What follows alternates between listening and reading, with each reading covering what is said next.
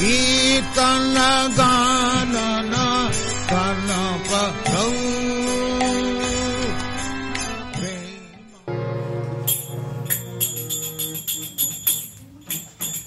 जय राधा माधव जय कुंज बिहारी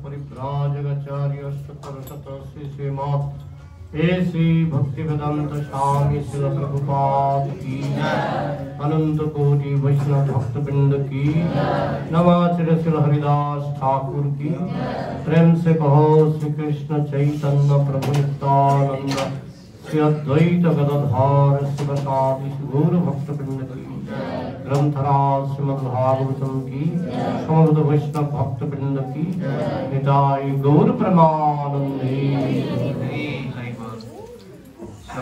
সকলকে আমরা জিজিএস মায়াপুর ভাগবত পাঠচক্র পক্ষ থেকে বৈষ্ণবীয় এবং বসন্ত পঞ্চমীর হার্দিক অভিনন্দন। তো আমাদের এই মায়াপুর ভাগবত পাঠচক্রে আজকে বসন্ত উৎসব।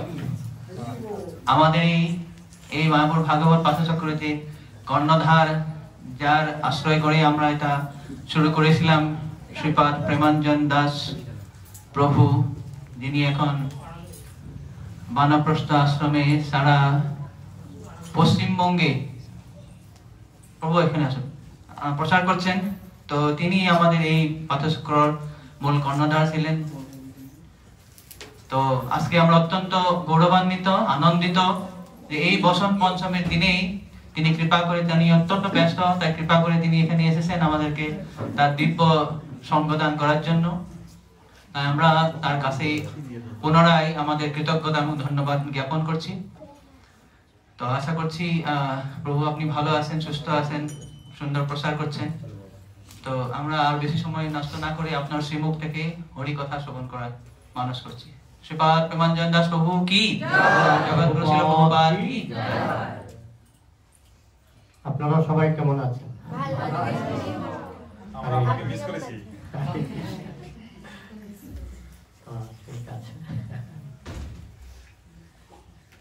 তো কাছেই আছি, আসানসোল, 5 ঘন্টার মধ্যে চলে আসা যায়। আবার কালকে চলে যাব ব্রেকফাস্টের পরে, যেতে 5 ঘন্টা। ভালো, আসানসোল খুব ভালো জায়গা, দুর্গাপুরের কাছেই। দুর্গাপুর থেকে কত 40 মিনিট 45 মিনিট কাছে। মাঝে মাঝে দুর্গাপুরেও যাই, দুর্গাপুরেও মাঝে মধ্যে পাঠের জন্য ডাকে।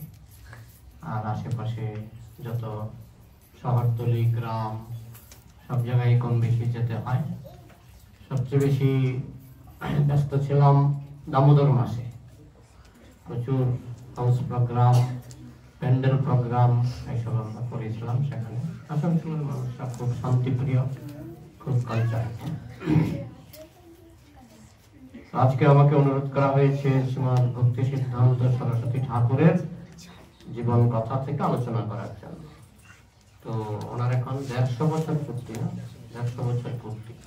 এই উপলক্ষে সর্বত্রই বিভিন্ন অনুষ্ঠান হচ্ছে। দিল্লিতে বড় অনুষ্ঠান হয়েছে না, যেখানে প্রধানমন্ত্রী নিজে গিয়েছিলেন। তো আমরা আজকে ওনার হরিকথা, হরিভক্ত কথা আমরা শ্রবণ করব। জ্ঞানতিমিরান্ধস্য জ্ঞানাঞ্জনশলাকয়া চক্ষুরুন্মিলিतं তস্मै শ্রীগুরবে নমঃ।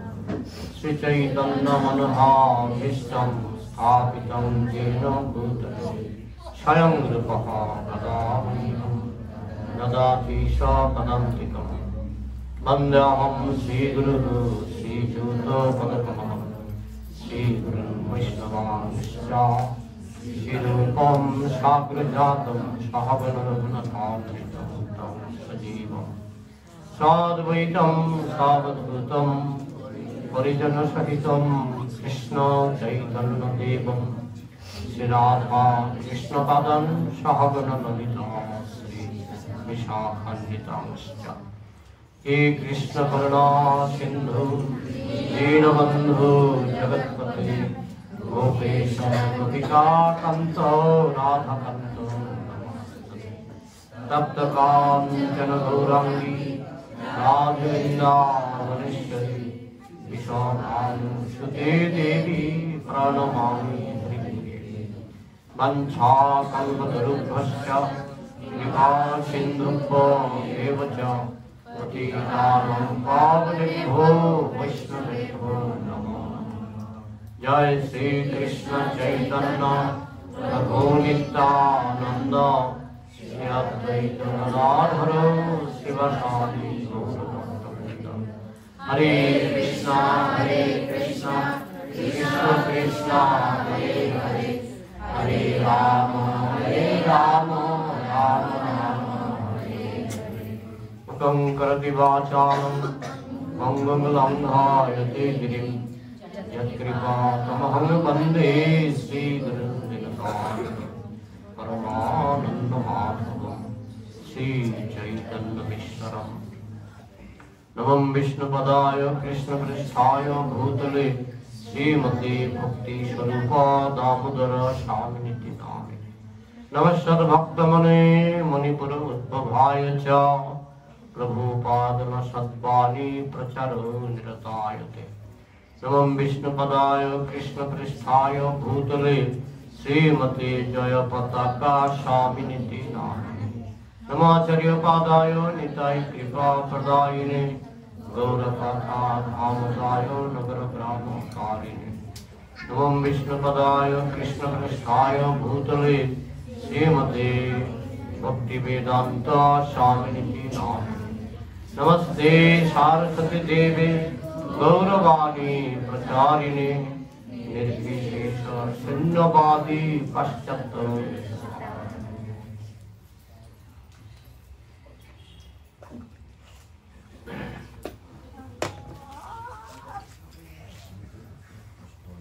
हरे कृष्ण।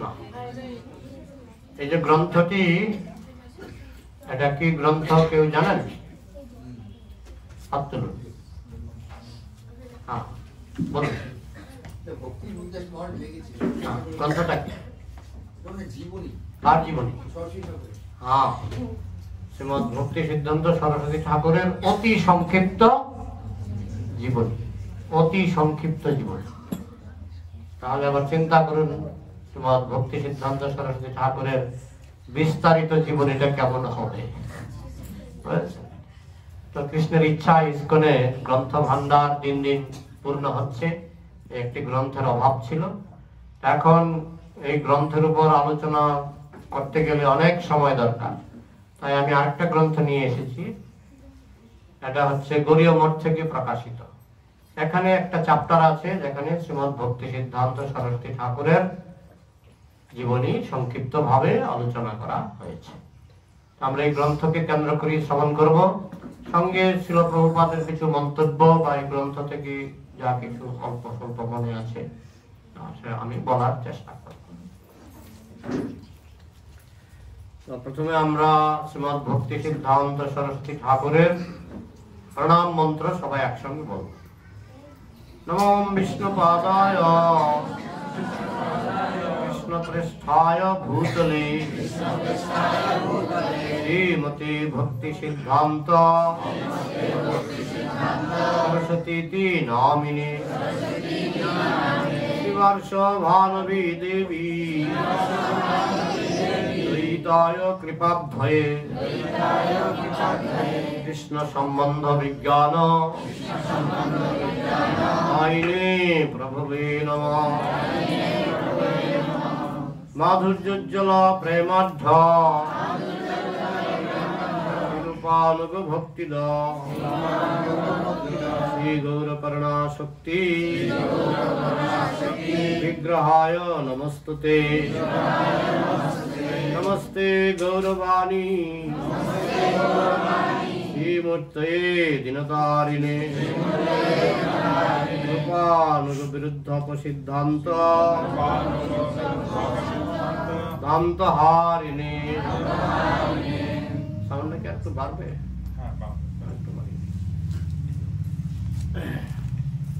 তো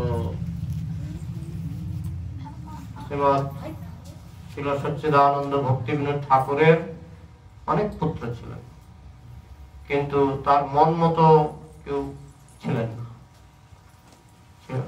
শিল সচ্চিদানন্দ ভক্তিবিনোদ ঠাকুর চেয়েছিলেন আমার একজন শুদ্ধ ভক্ত পুত্র হবে, তো সেরকম তিনি পাচ্ছিলেন। পুত্র হয়েছে অনেক, কিন্তু তাদের মধ্যে তিনি শুদ্ধ ভক্তির লক্ষণ সে তেমন ভাবে তিনি দেখেন। তাই তার মনে একটা দুঃখ ছিল, একজন শুদ্ধ ভক্ত যদি পুত্র পেতাম তাহলে পৃথিবীতে মহাপ্রভুর তিরোধানের পর এই ভক্তি পথ আচ্ছাদিত হয়ে গেছিল বিভিন্ন অপসম্প্রদায়ের দ্বারা। শ্রীল সচ্চিদানন্দ ভক্তিবিনোদ ঠাকুর নিজে হাতে এই অপসম্প্রদায়দের কিছুটা দমন করেছিলেন, কিন্তু তার মনে খুব বাসনা ছিল যে আমার যদি একজন শুদ্ধ ভক্ত পুত্র হতো তাহলে খুব ভালো হতো। তাই তিনি যখন জগন্নাথপুরীতে ম্যাজিস্ট্রেট ছিলেন তখন তিনি জগন্নাথের কাছে প্রার্থনা করতেন, এবং জগন্নাথ মন্দিরের কাছেই রয়েছে বিমলা দেবীর মন্দির, আশা করি আপনারা দর্শন করেছেন বিমলা দেবীর মন্দির।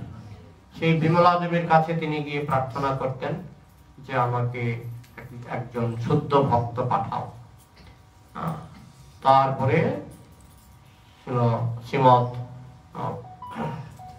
ভক্তি সিদ্ধান্ত সরস্বতী ঠাকুর পুরী ধামে মন্দিরের কাছেই নারায়ণ ছাতা বলে যে একটা বাড়ি, যেটাতে ভক্তিবিনোদ ঠাকুর থাকতেন, সেই বাড়িতে আবির্ভূত হলেন শ্রীমৎ ভক্তি সিদ্ধান্ত সরস্বতী ঠাকুর।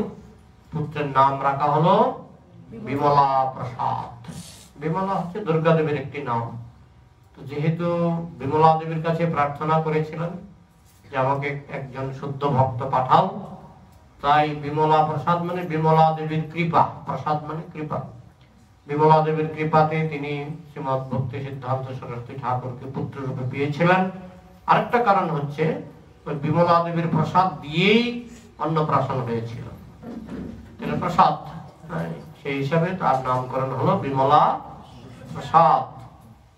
1874 খ্রিস্টাব্দে, এবার হিসাব করুন কত বছর আগে, 1874 খ্রিস্টাব্দে ফেব্রুয়ারি মাসে, 1874 খ্রিস্টাব্দের 6 ফেব্রুয়ারি তিনি এই পৃথিবীতে অবতীর্ণ হয়েছিলেন। কত বছর হলো? 150 বছর। তো এই হলো তার জন্ম বা আবির্ভাব এবং তার নামকরণ। জন্মের পরে, জন্মের 3 মাস পরে, 3 মাস পরে রথযাত্রা, 3 মাস নয় 6 মাস, তার জন্মের 6 মাস পরে হয়েছিল পুরীর রথযাত্রা। সেই পুরী রথযাত্রা ওই নারায়ণ ছাতা যে বাড়িটা, যে বাড়িতে বিমলা প্রসাদের জন্ম, সেই বাড়ির সামনে এসে রথ দাঁড়িয়ে গেল। আচ্ছা, রথ দাঁড়ালে কয়দিন দাঁড়ায়, কতক্ষণ দাঁড়ায়? 5 মিনিট, 10 মিনিট, আধা ঘন্টাই ধরলাম। 3 দিন দাঁড়িয়েছিল। লোকে বুঝতেই পারছিল না কেন দাঁড়িয়ে আছে, কার জন্য অপেক্ষা করছে। ও শ্রী সচ্চিদানন্দ ভক্তিবিনোদ ঠাকুর বিনীত ছিলেন, যার ফলে রথ যে দাঁড়িয়েছে আমার পুত্রের জন্য দাঁড়িয়েছে, এটা তো আর উনি এত ভাবেননি। কিন্তু যখন 3 দিনেও রথ নড়ল না, তখন উনি ভাবলেন সুযোগটা নেই। ওনার স্ত্রী ভগবতী দেবী ওনাকে পাঠালেন, যা পুত্রকে নিয়ে একটু জগন্নাথের চরণে প্রণাম করিয়ে নিয়ে আসো। 3 দিন দাঁড়িয়েছিলেন জগন্নাথের মতো ব্যক্তি। নরেন্দ্র মোদী যদি আপনার জন্য 3 মিনিট দাঁড়ায়, বুক ফুলে একেবারে, তাই না, আমি কত বড়, আমার জন্য নরেন্দ্র মোদী 3 মিনিট দাঁড়িয়েছে, তাই না? 3 দিন দাঁড়িয়েছেন, যার জন্য এবার তার ওজন একবার চিন্তা করুন। জগন্নাথ যাকে এত গুরুত্ব দিচ্ছেন, তিনি যে কোনো সাধারণ ব্যক্তি নন, এটা এই লীলা থেকে স্পষ্ট। এবং শোনা যায় যে তার জন্মের সময় যে নাভির যে নলটা পৈতার মতো তার শরীরে জড়ানো ছিল। মানে যখন সুবিধা থাকে না, যেমন রাশিয়াতে যারা জেলে ছিল যে সমস্ত ভক্তরা, তিলক কাটার কোনো, তিলক কেড়ে নিয়ে নিত ওই জেলের যারা ইনচার্জ, তখন টুথপেস্ট দিয়ে তিলক কাটত, টুথপেস্ট দিয়ে সবাই তিলক কাটত ভক্তরা, বুঝেছেন? তো এখন মাতৃগর্ভের পৈতা কোথায়, ওইটাই পৈতা, মানে ওই নাভির যে নালটা, ওইটাই পৈতার মতো ব্যবহার করা হয়েছিল। মানে কৃষ্ণ তেমন ভাবে এটা বেঁধে দিয়েছে। যাই হোক, তাকে নিয়ে যখন জগন্নাথের চরণতলে ভগবতী দেবী সঁপে দিলেন, মানে ছেড়ে দিলেন, তখন জগন্নাথের গলা থেকে একটি মালা ভক্তি সিদ্ধান্ত সরস্বতী ঠাকুরের গায়ে পড়ল। এগুলি সব শুভ ইঙ্গিত।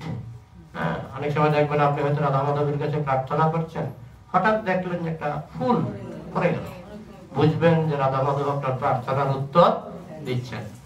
যাই হোক, একটা মালা পড়ে গেল, তাতে সবাই জয়ধ্বনি করলো এবং পান্ডারা বিশেষ করে বলল এই শিশুটি ভবিষ্যতে একজন বড় আচার্য হবে।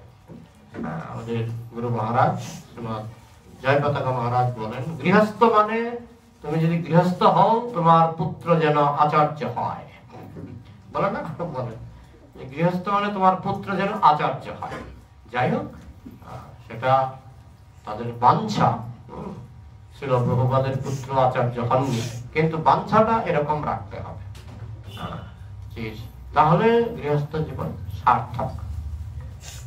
যাই হোক, এইভাবে জগন্নাথের কৃপা লাভ করে এবং পান্ডারা ভবিষ্যৎবাণী করে দিলেন, যে ভবিষ্যৎবাণী আমরা সচক্ষে দেখতে পেলাম তো নাকি, আমরা তো সচক্ষে দেখলাম। তিনি আচার্য হয়েছিলেন, 64টি গৌরীয় মঠ স্থাপন করেছিলেন। তো শিশুকাল থেকেই সেই ইঙ্গিত আমরা পেয়েছি। তারপরে 10 মাস পরে চলে আসলেন রানাঘাটে। তখনকার দিনে রেলগাড়ি ছিল না, বহু কষ্ট করে সন্তানকে নিয়ে ভগবতী দেবী রানাঘাটে চলে আসলেন পালকিতে করে। 1881 সপ্তম বয়সে, 1881 সপ্তম বয়সে, মানে ভক্তি সিদ্ধান্ত সরস্বতী ঠাকুরের যখন 7 বছর বয়স, তখন ছিল সচ্চিদানন্দ ভক্তিবিনোদ ঠাকুর কলকাতার রামবাগানে তার একটা বাড়ি নির্মাণ করেছিলেন। বাড়িটার নাম হচ্ছে ভক্তি ভবন। ভক্তি ভবন। সেই বাড়ি নির্মাণ করার সময় যখন ফাউন্ডেশন স্থাপন করা হয়েছিল, মাটি কাটতে হয়েছিল, তখন এই ফাউন্ডেশনের মধ্যে একটা কুর্ম মূর্তি, ভগবানের কচ্ছপ অবতার কুর্ম মূর্তি পাওয়া গেছিল। ছিল সচ্চিদানন্দ ভক্তিবিনোদ ঠাকুর এই কুর্ম মূর্তিটা তার পুত্রকে দিয়েছিলেন, বিমলা প্রসাদকে দিয়ে বলেছিলেন তুমি এই কুর্ম অবতারের পূজা করো। তো তখন শিশু বয়সেই, 7 বছর বয়সেই শ্রীমৎ ভক্তি সিদ্ধান্ত সরস্বতী ঠাকুর কুর্ম মূর্তির পূজা করতেন। তারও আগের একটা ঘটনা আছে, যেটা প্রভুপাদ বলেছেন, শ্রীল প্রভুপাদ, এটা আপনারা সবাই শুনেছেন, যে তিনি যখন শিশু ছিলেন, আরো অল্প বয়সের শিশু, 3-4 বছর বয়স, তখন শ্রীল সচ্চিদানন্দ ভক্তিবিনোদ ঠাকুর কিছু আম কিনেছিলেন। তো আম কিনে রেখে দিয়েছেন ঘরে। তো বিমলা প্রসাদ দেখলেন ঘরে পাকা আম, একটা খেয়ে নি। তো তিনি একটা আম খেয়ে নিলেন। তো বাবা জিজ্ঞাসা করলেন, একটা আম কম দেখছি, কি হয়েছে?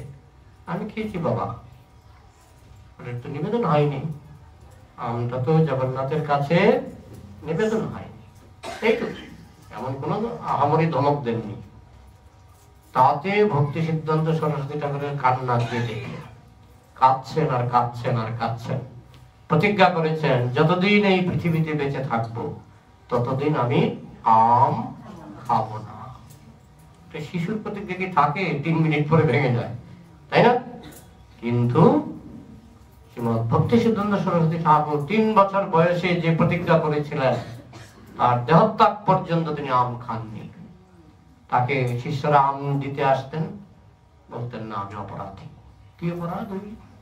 শৈশবে, শিশুকালে তিনি আম নিবেদন না করে খেয়েছিলেন, সেই তার অপরাধ। তাহলে বুঝুন তিনি কেমন সিরিয়াস ছিলেন। তার পুরোটা জীবনে আমরা দেখি প্রচন্ড সিরিয়াসনেসের দৃষ্টান্ত যদি নিতে হয়, তাহলে শ্রীমৎ ভক্তি সিদ্ধান্ত সরস্বতী গোস্বামী প্রভুপাদের কাছ থেকে নিতে হবে। 3 বছর বয়স থেকে আমরা দেখছি কত সিরিয়াস। একটা আম তিনি ভুল করে খেয়ে নিয়েছেন, একটা বাচ্চা শিশু খেতেই পারে। বাবা বলেছেন এটা নিবেদন হয়নি, তার জন্য তিনি প্রতিজ্ঞা করেছেন আজীবন তিনি আম খাবেন না, এবং আম খাননি। পরবর্তীকালে আপনারা জানেন তার নাম হয়েছিল সিংহ গুরু। একবার রেলে করে যাচ্ছিলেন, এক ভক্ত ওনাকে 1 প্যাকেট আম দিলেন রেলের মধ্যে। তো আম তো তিনি খাবেন না, আমি আম খাই না। ঠিক আছে, আপনি না খেলে আপনার শিষ্যরা আছে, তারা খাবেন। শিষ্যরা দেখছি গুরুদেব খাচ্ছেন না, গুরুদেবের সামনে আমরা আম খাবো না, এটা সেন্টিমেন্টের ব্যাপার, তাই না? গুরুদেব খাচ্ছেন না, আমরা কি করে খাই? ওনার সামনে দেখিয়ে দেখিয়ে। শিষ্যরাও খাবেন না, শিষ্যরা খাচ্ছেন না, গুরুদেবও খাচ্ছেন না। আমগুলি কি হলো? লম্বা জার্নি ছিল, আমগুলি পচে গেল। আর দুর্ভাগ্যক্রমে বা সৌভাগ্যক্রমে ওই রেলগাড়িতে উঠেছিল এক মায়াবাদী। মায়াবাদী বলছে সব সমান, সব ব্রহ্ম, সর্বং খলিদং ব্রহ্ম, সব ব্রহ্ম। একথা শুনলে একজন শুদ্ধ ভক্তের একেবারে চরণ থেকে মাথা পর্যন্ত জ্বলে ওঠে। সব সমান, সিংহগুরু, সিংহগুরু, সব সমান বলছেন। আবার হাতে লাঠি, তো সন্ন্যাস দণ্ড। আবার ওনার শরীর ছিল খুব তেজস্বী শরীর, আর যৌবনে শ্রীমৎ ভক্তি সিদ্ধ সরস্বতী ঠাকুরের শরীর থেকে আগুন বেরোত। খুব স্বাস্থ্য ভালো ছিল, লম্বা দেহ, উজ্জ্বল বরণ। যাই হোক, ওই মায়াবাদী লাঠি ফাঠি দেখে ওনার হাতে তো লাঠি গিয়েছে একটু ভয় পেয়ে, সব সমান, সব সমান। আমার শ্রীমৎ ভক্তি সিদ্ধান্ত সরস্বতী ঠাকুর বলছেন আমগুলি বের করো। ভাই গুরুদেব পচা আম কি করে খাবে? বের করেছে টেনে, এগুলি হচ্ছে কি? আম ব্রহ্ম। হ্যাঁ, এগুলো আম ব্রহ্ম, আপনাকে খেতে হবে। লাঠিটা একটু একটু নাড়া দিচ্ছে, আপনাকে খেতে হবে। তখন ওই মায়াবাদের কি করবে? শিষ্য বেশি, দলে ভারী, হাতে লাঠি, আর তর্কে তো বলছে আম ব্রহ্ম। আম ওই পচা আমি একটা দুটা খেয়েছি। সিংহগুরু যে সিংহগুরু, তুমি মায়াবাদী, তুমি পচা, তোমার ফিলোসফি অনুসারে তুমি পচা আম খেতে বাধ্য। এরকম অনেক গল্প আছে। একবার ছাই দিয়েছিল স্বামীকে, স্ত্রী ছিল ভক্ত, স্বামী ছিল মায়াবাদী। তো স্বামী বলতো যে সব সমান, সব ব্রহ্ম, সর্বং খলিদং ব্রহ্ম। তো স্ত্রী ওই ভাতের মধ্যে কিনারে একটু ছাই দিয়ে দিয়েছিল। তো স্বামী তো খেতে খেতে দেখে কি জিনিস, কি আইটেম, নতুন আইটেম, যেটা ছাই, এটা আমাকে কেন দিলেন? ছাই ব্রহ্ম। স্ত্রী স্বামীকে পরাজিত করে দিয়েছেন, ছাই ব্রহ্ম। স্বামী আর কি করবে, বুঝতে পেরেছে যে আমার ফিলোসফিটা দুর্বল, বৈষ্ণব ফিলোসফিটা সবল। যাই হোক, সেটা আমাদের ভক্তি সিদ্ধান্ত সরস্বতী ঠাকুর ওই আমের লীলার মাধ্যমে বুঝিয়ে দিয়েছিলেন। তারপরে তিনি ভক্তিবিনোদ ঠাকুর 1884 সালে তিনি শ্রীরামপুরে বদলি হয়ে যান। শ্রীরামপুরে তখন তিনি হয়েছিলেন ডেপুটি ম্যাজিস্ট্রেট। এবং যেহেতু তিনি শ্রীরামপুরে চাকরি করতেন, সেই জন্য তিনি তার পুত্রকে বিমলা প্রসাদকে শ্রীরামপুর কলেজে, হাই স্কুলে, শ্রীরামপুর হাই স্কুলে ভর্তি করিয়ে দেন। তিনি যখন ক্লাস 5-এ পড়েন, আমরা বুঝতে পারছি 3 বছর বয়স থেকে তার লীলা থেকে আমরা বুঝতে পারছি তিনি কেমন ব্যক্তি। 5-এ পড়ার সময় তিনি একটা লিখন পদ্ধতি আবিষ্কার করেছিলেন। সেই লিখন পদ্ধতির নাম ছিল বিকান্টো, এবং এটা বিদেশিরাও এই লিখন পদ্ধতিকে মানে স্বীকৃতি দিয়েছিল। খুব ভালো বুদ্ধিমত্তার পরিচয়।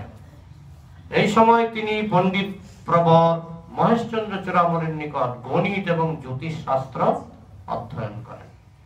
জ্যোতিষ যদি শিখতে হয়, আমার সঙ্গে অনেক জ্যোতিষীর কথা কাটাকাটি হয়। একজন বলছে আমি জ্যোতিষী। আমি বললাম যে আপনি শ্রীমৎ ভক্তি সিদ্ধান্ত সরস্বতী ঠাকুরের লেখা জ্যোতিষ বইটা পড়েছেন? বলছেন না, আমি আপনাকে জ্যোতিষী মানবো না। জ্যোতিষী যদি হয়, কে যদি জ্যোতিষী হয়, তাকে শ্রীমৎ ভক্তি সিদ্ধান্ত সরস্বতী ঠাকুরের জ্যোতিষের বই পড়তে হবে। ইস্কনে বিক্রি হয়, আমি একটা কিনেছি, 1000 টাকা করে বিক্রি হয়। এটার মধ্যে সূর্য সিদ্ধান্ত, বইয়ের নাম হচ্ছে সূর্য সিদ্ধান্ত। যেই বইয়ের উপর ব্যাখ্যা লিখে ভক্তি সিদ্ধান্ত, এই যে টাইটেলটা, সিদ্ধান্ত টাইটেলটা তিনি আগেই পেয়েছিলেন। যখন তিনি সূর্য সিদ্ধান্ত গ্রন্থটা প্রকাশ করেন, বিদেশিরা পরে স্তম্ভিত হয়ে গেছিল। এটা সংস্কৃত, বাংলা, ইংরেজি তিনটাতে ইস্কনে যে বেরিয়েছে, তিনটা ভাষায়। তো ইংরেজি ব্যাখ্যাটা বিদেশিরা পড়েছিল, পরে তারা স্তম্ভিত হয়ে গেছিল। আমাদের জ্যোতিষ এত এত মানে সায়েন্টিফিক, এত বিজ্ঞানসম্মত, একেবারে সেখানে অঙ্ক দেওয়া আছে, ত্রিগোণমিত্রি। ভারতের অঙ্ক অনেকেই মানতে চায় না, এটা ভারতের অঙ্ক, জ্যোতিষের অঙ্ক, ত্রিগোণমিত্রি। সেই ত্রিগোনোমেট্রি দিয়ে আপনি নিজের ঘরে বসে বলে দিতে পারবেন অমুক তারিখ বেলা 10:15:03 সূর্যগ্রহণ। আপনি ঘরে বসে বলে দিতে পারবেন অমুক তারিখ রাত এতটার সময় চন্দ্রগ্রহণ। আপনি বলে দিতে পারবেন কি ধরনের চন্দ্রগ্রহণ, কি ধরনের সূর্যগ্রহণ। চ্যাপ্টার আছে সূর্য সিদ্ধান্ত বইয়ের মধ্যে, চ্যাপ্টার আছে। তাহলে জ্যোতিষটা কি সঠিক না বেঠিক? সঠিক। প্রমাণ ওই অঙ্ক করে আজও ওই অঙ্কের দ্বারা সূর্যগ্রহণ চন্দ্রগ্রহণ নিখুঁত ভাবে বের করা হয় ওই অঙ্কের দ্বারা। যদি অনেকে মনে করে এটা বিদেশিদের আবিষ্কার, এটা বিদেশিদের আবিষ্কার নয়, বিদেশিরা চুরি করেছে। ভারতের ত্রিগোনোমেট্রি বিদেশিরা চুরি করেছে। চুরি করে তারা আজকাল সূর্যগ্রহণ চন্দ্রগ্রহণের একটা হিসাব করে, যদিও তারা ভারতের জ্যোতিষ মানে না, কিন্তু এটা ওইখান থেকেই চুরি হয়েছে। এই যে গ্রন্থ, ওটার মধ্যে অন্নপ্রাশন, গৃহপ্রবেশ কিভাবে, সব হিসাব কিভাবে করতে হয় সব আছে। তাই জ্যোতিষ যদি খাঁটি জ্যোতিষ হয় তাকে ওই সূর্য সিদ্ধান্ত বইটা হজম করতে হবে। কিন্তু সূর্য সিদ্ধান্ত বই আমি দেখেছি তো বুঝেই না। ত্রিগোনোমেট্রি কয়জন জ্যোতিষী ঠিক মতো বোঝে? ত্রিগোনোমেট্রি খুব কঠিন অঙ্ক, বেশিরভাগ জ্যোতিষী বুঝেই না। তো যার ফলে ওই জ্যোতিষী সব ডুপ্লিকেট জ্যোতিষী। আপনি গেলে বলবে আপনি এত টাকার আংটি কিনুন, আপনার বিপদ কেটে যাবে, বুঝেছেন? জ্যোতিষ যদি সূর্য সিদ্ধান্ত জানে, তার কথা মতো চললে আপনার জীবনে অনেক সমস্যার সমাধান হতে পারে। তো শ্রীমৎ ভক্তি সিদ্ধান্ত সরস্বতী ঠাকুর গণিত শিখেছিলেন এবং জ্যোতিষ শিখেছিলেন পণ্ডিত প্রবর মহেশচন্দ্র চূড়ামণির কাছ থেকে। ভারতের জ্যোতিষ অত্যন্ত উন্নত। আমরা নিজেরাই জানি না। প্রভুপাদ বলতেন আপনার ধন বিলায়ে দিয়ে ভিক্ষা মাগে পরের। আমরা নিজেরাই জানি না ভারতের সম্পদ কি আছে। এই জ্যোতিষ, আপনি যদি বিদেশিদের জিজ্ঞেস করেন যে গ্রহ নক্ষত্র কয়টা, তারা বলবে বড়জোর 9টা 10টা, তাই বলে না? সৌরমণ্ডল 9টা 10টা। আর আমাদের পঞ্জিকাতে কত গ্রহ নক্ষত্রের নাম, উত্তর ফাল্গুনী, মঘা নক্ষত্র আছে না? সব বিস্তারিত ভাবে আমাদের পঞ্জিকাতে আছে। এগুলি সব নিখুঁত। মানুষ নাকি বিজ্ঞান মনস্ক হওয়ার ফলে পঞ্জিকা ছেড়ে দিচ্ছে। পঞ্জিকার মধ্যে যে মানে শত শত গ্রহ নক্ষত্রের নাম আছে, এগুলি সব আমাদের জ্যোতিষ থেকে নেওয়া। আমাদের জ্যোতিষে অনেক গ্রহ নক্ষত্রের নাম আছে, ওই আধুনিক পাশ্চাত্য দেশীয় বৈজ্ঞানিকরা, যেটাও আবার ভারত থেকে চুরি করা। ওরা বলে মন্ডে মানে কি? মন মানে মূল থেকে মন। মন্ডে মানে কি? চন্দ্রের নাম অনুসারে। সানডে মানে কার নাম অনুসারে? সূর্যের নাম অনুসারে। এই যে 9টা গ্রহের নাম নবগ্রহ, আমি দেখেছি বিহারে যখন আমি গিয়েছিলাম, নবগ্রহ মন্দির, আরে সব শনি রবি সব লেখা আছে। তার মানে আমাদের এই জ্যোতিষে নবগ্রহের উল্লেখ আছে। নবগ্রহ তো একটা অংশ মাত্র। এরপরে যে মঘা নক্ষত্র, অমুক নক্ষত্র, তমুক নক্ষত্র, উত্তর ফাল্গুনী, এইসবের তো নাম আধুনিক বৈজ্ঞানিকরা জানেই না। তো জ্যোতিষ যদি খুব ভালো করে বুঝতে হয়, তাহলে শ্রীমৎ ভক্তি সিদ্ধান্ত সরস্বতী ঠাকুরের ওই জ্যোতিষ বইটা পড়তে হবে। খুব কঠিন। তারপরে তিনি প্রবেশিকা পরীক্ষায় উত্তীর্ণ হলেন। প্রবেশিকা মানে আমরা যেটাকে বলি মাধ্যমিক, তাই তো?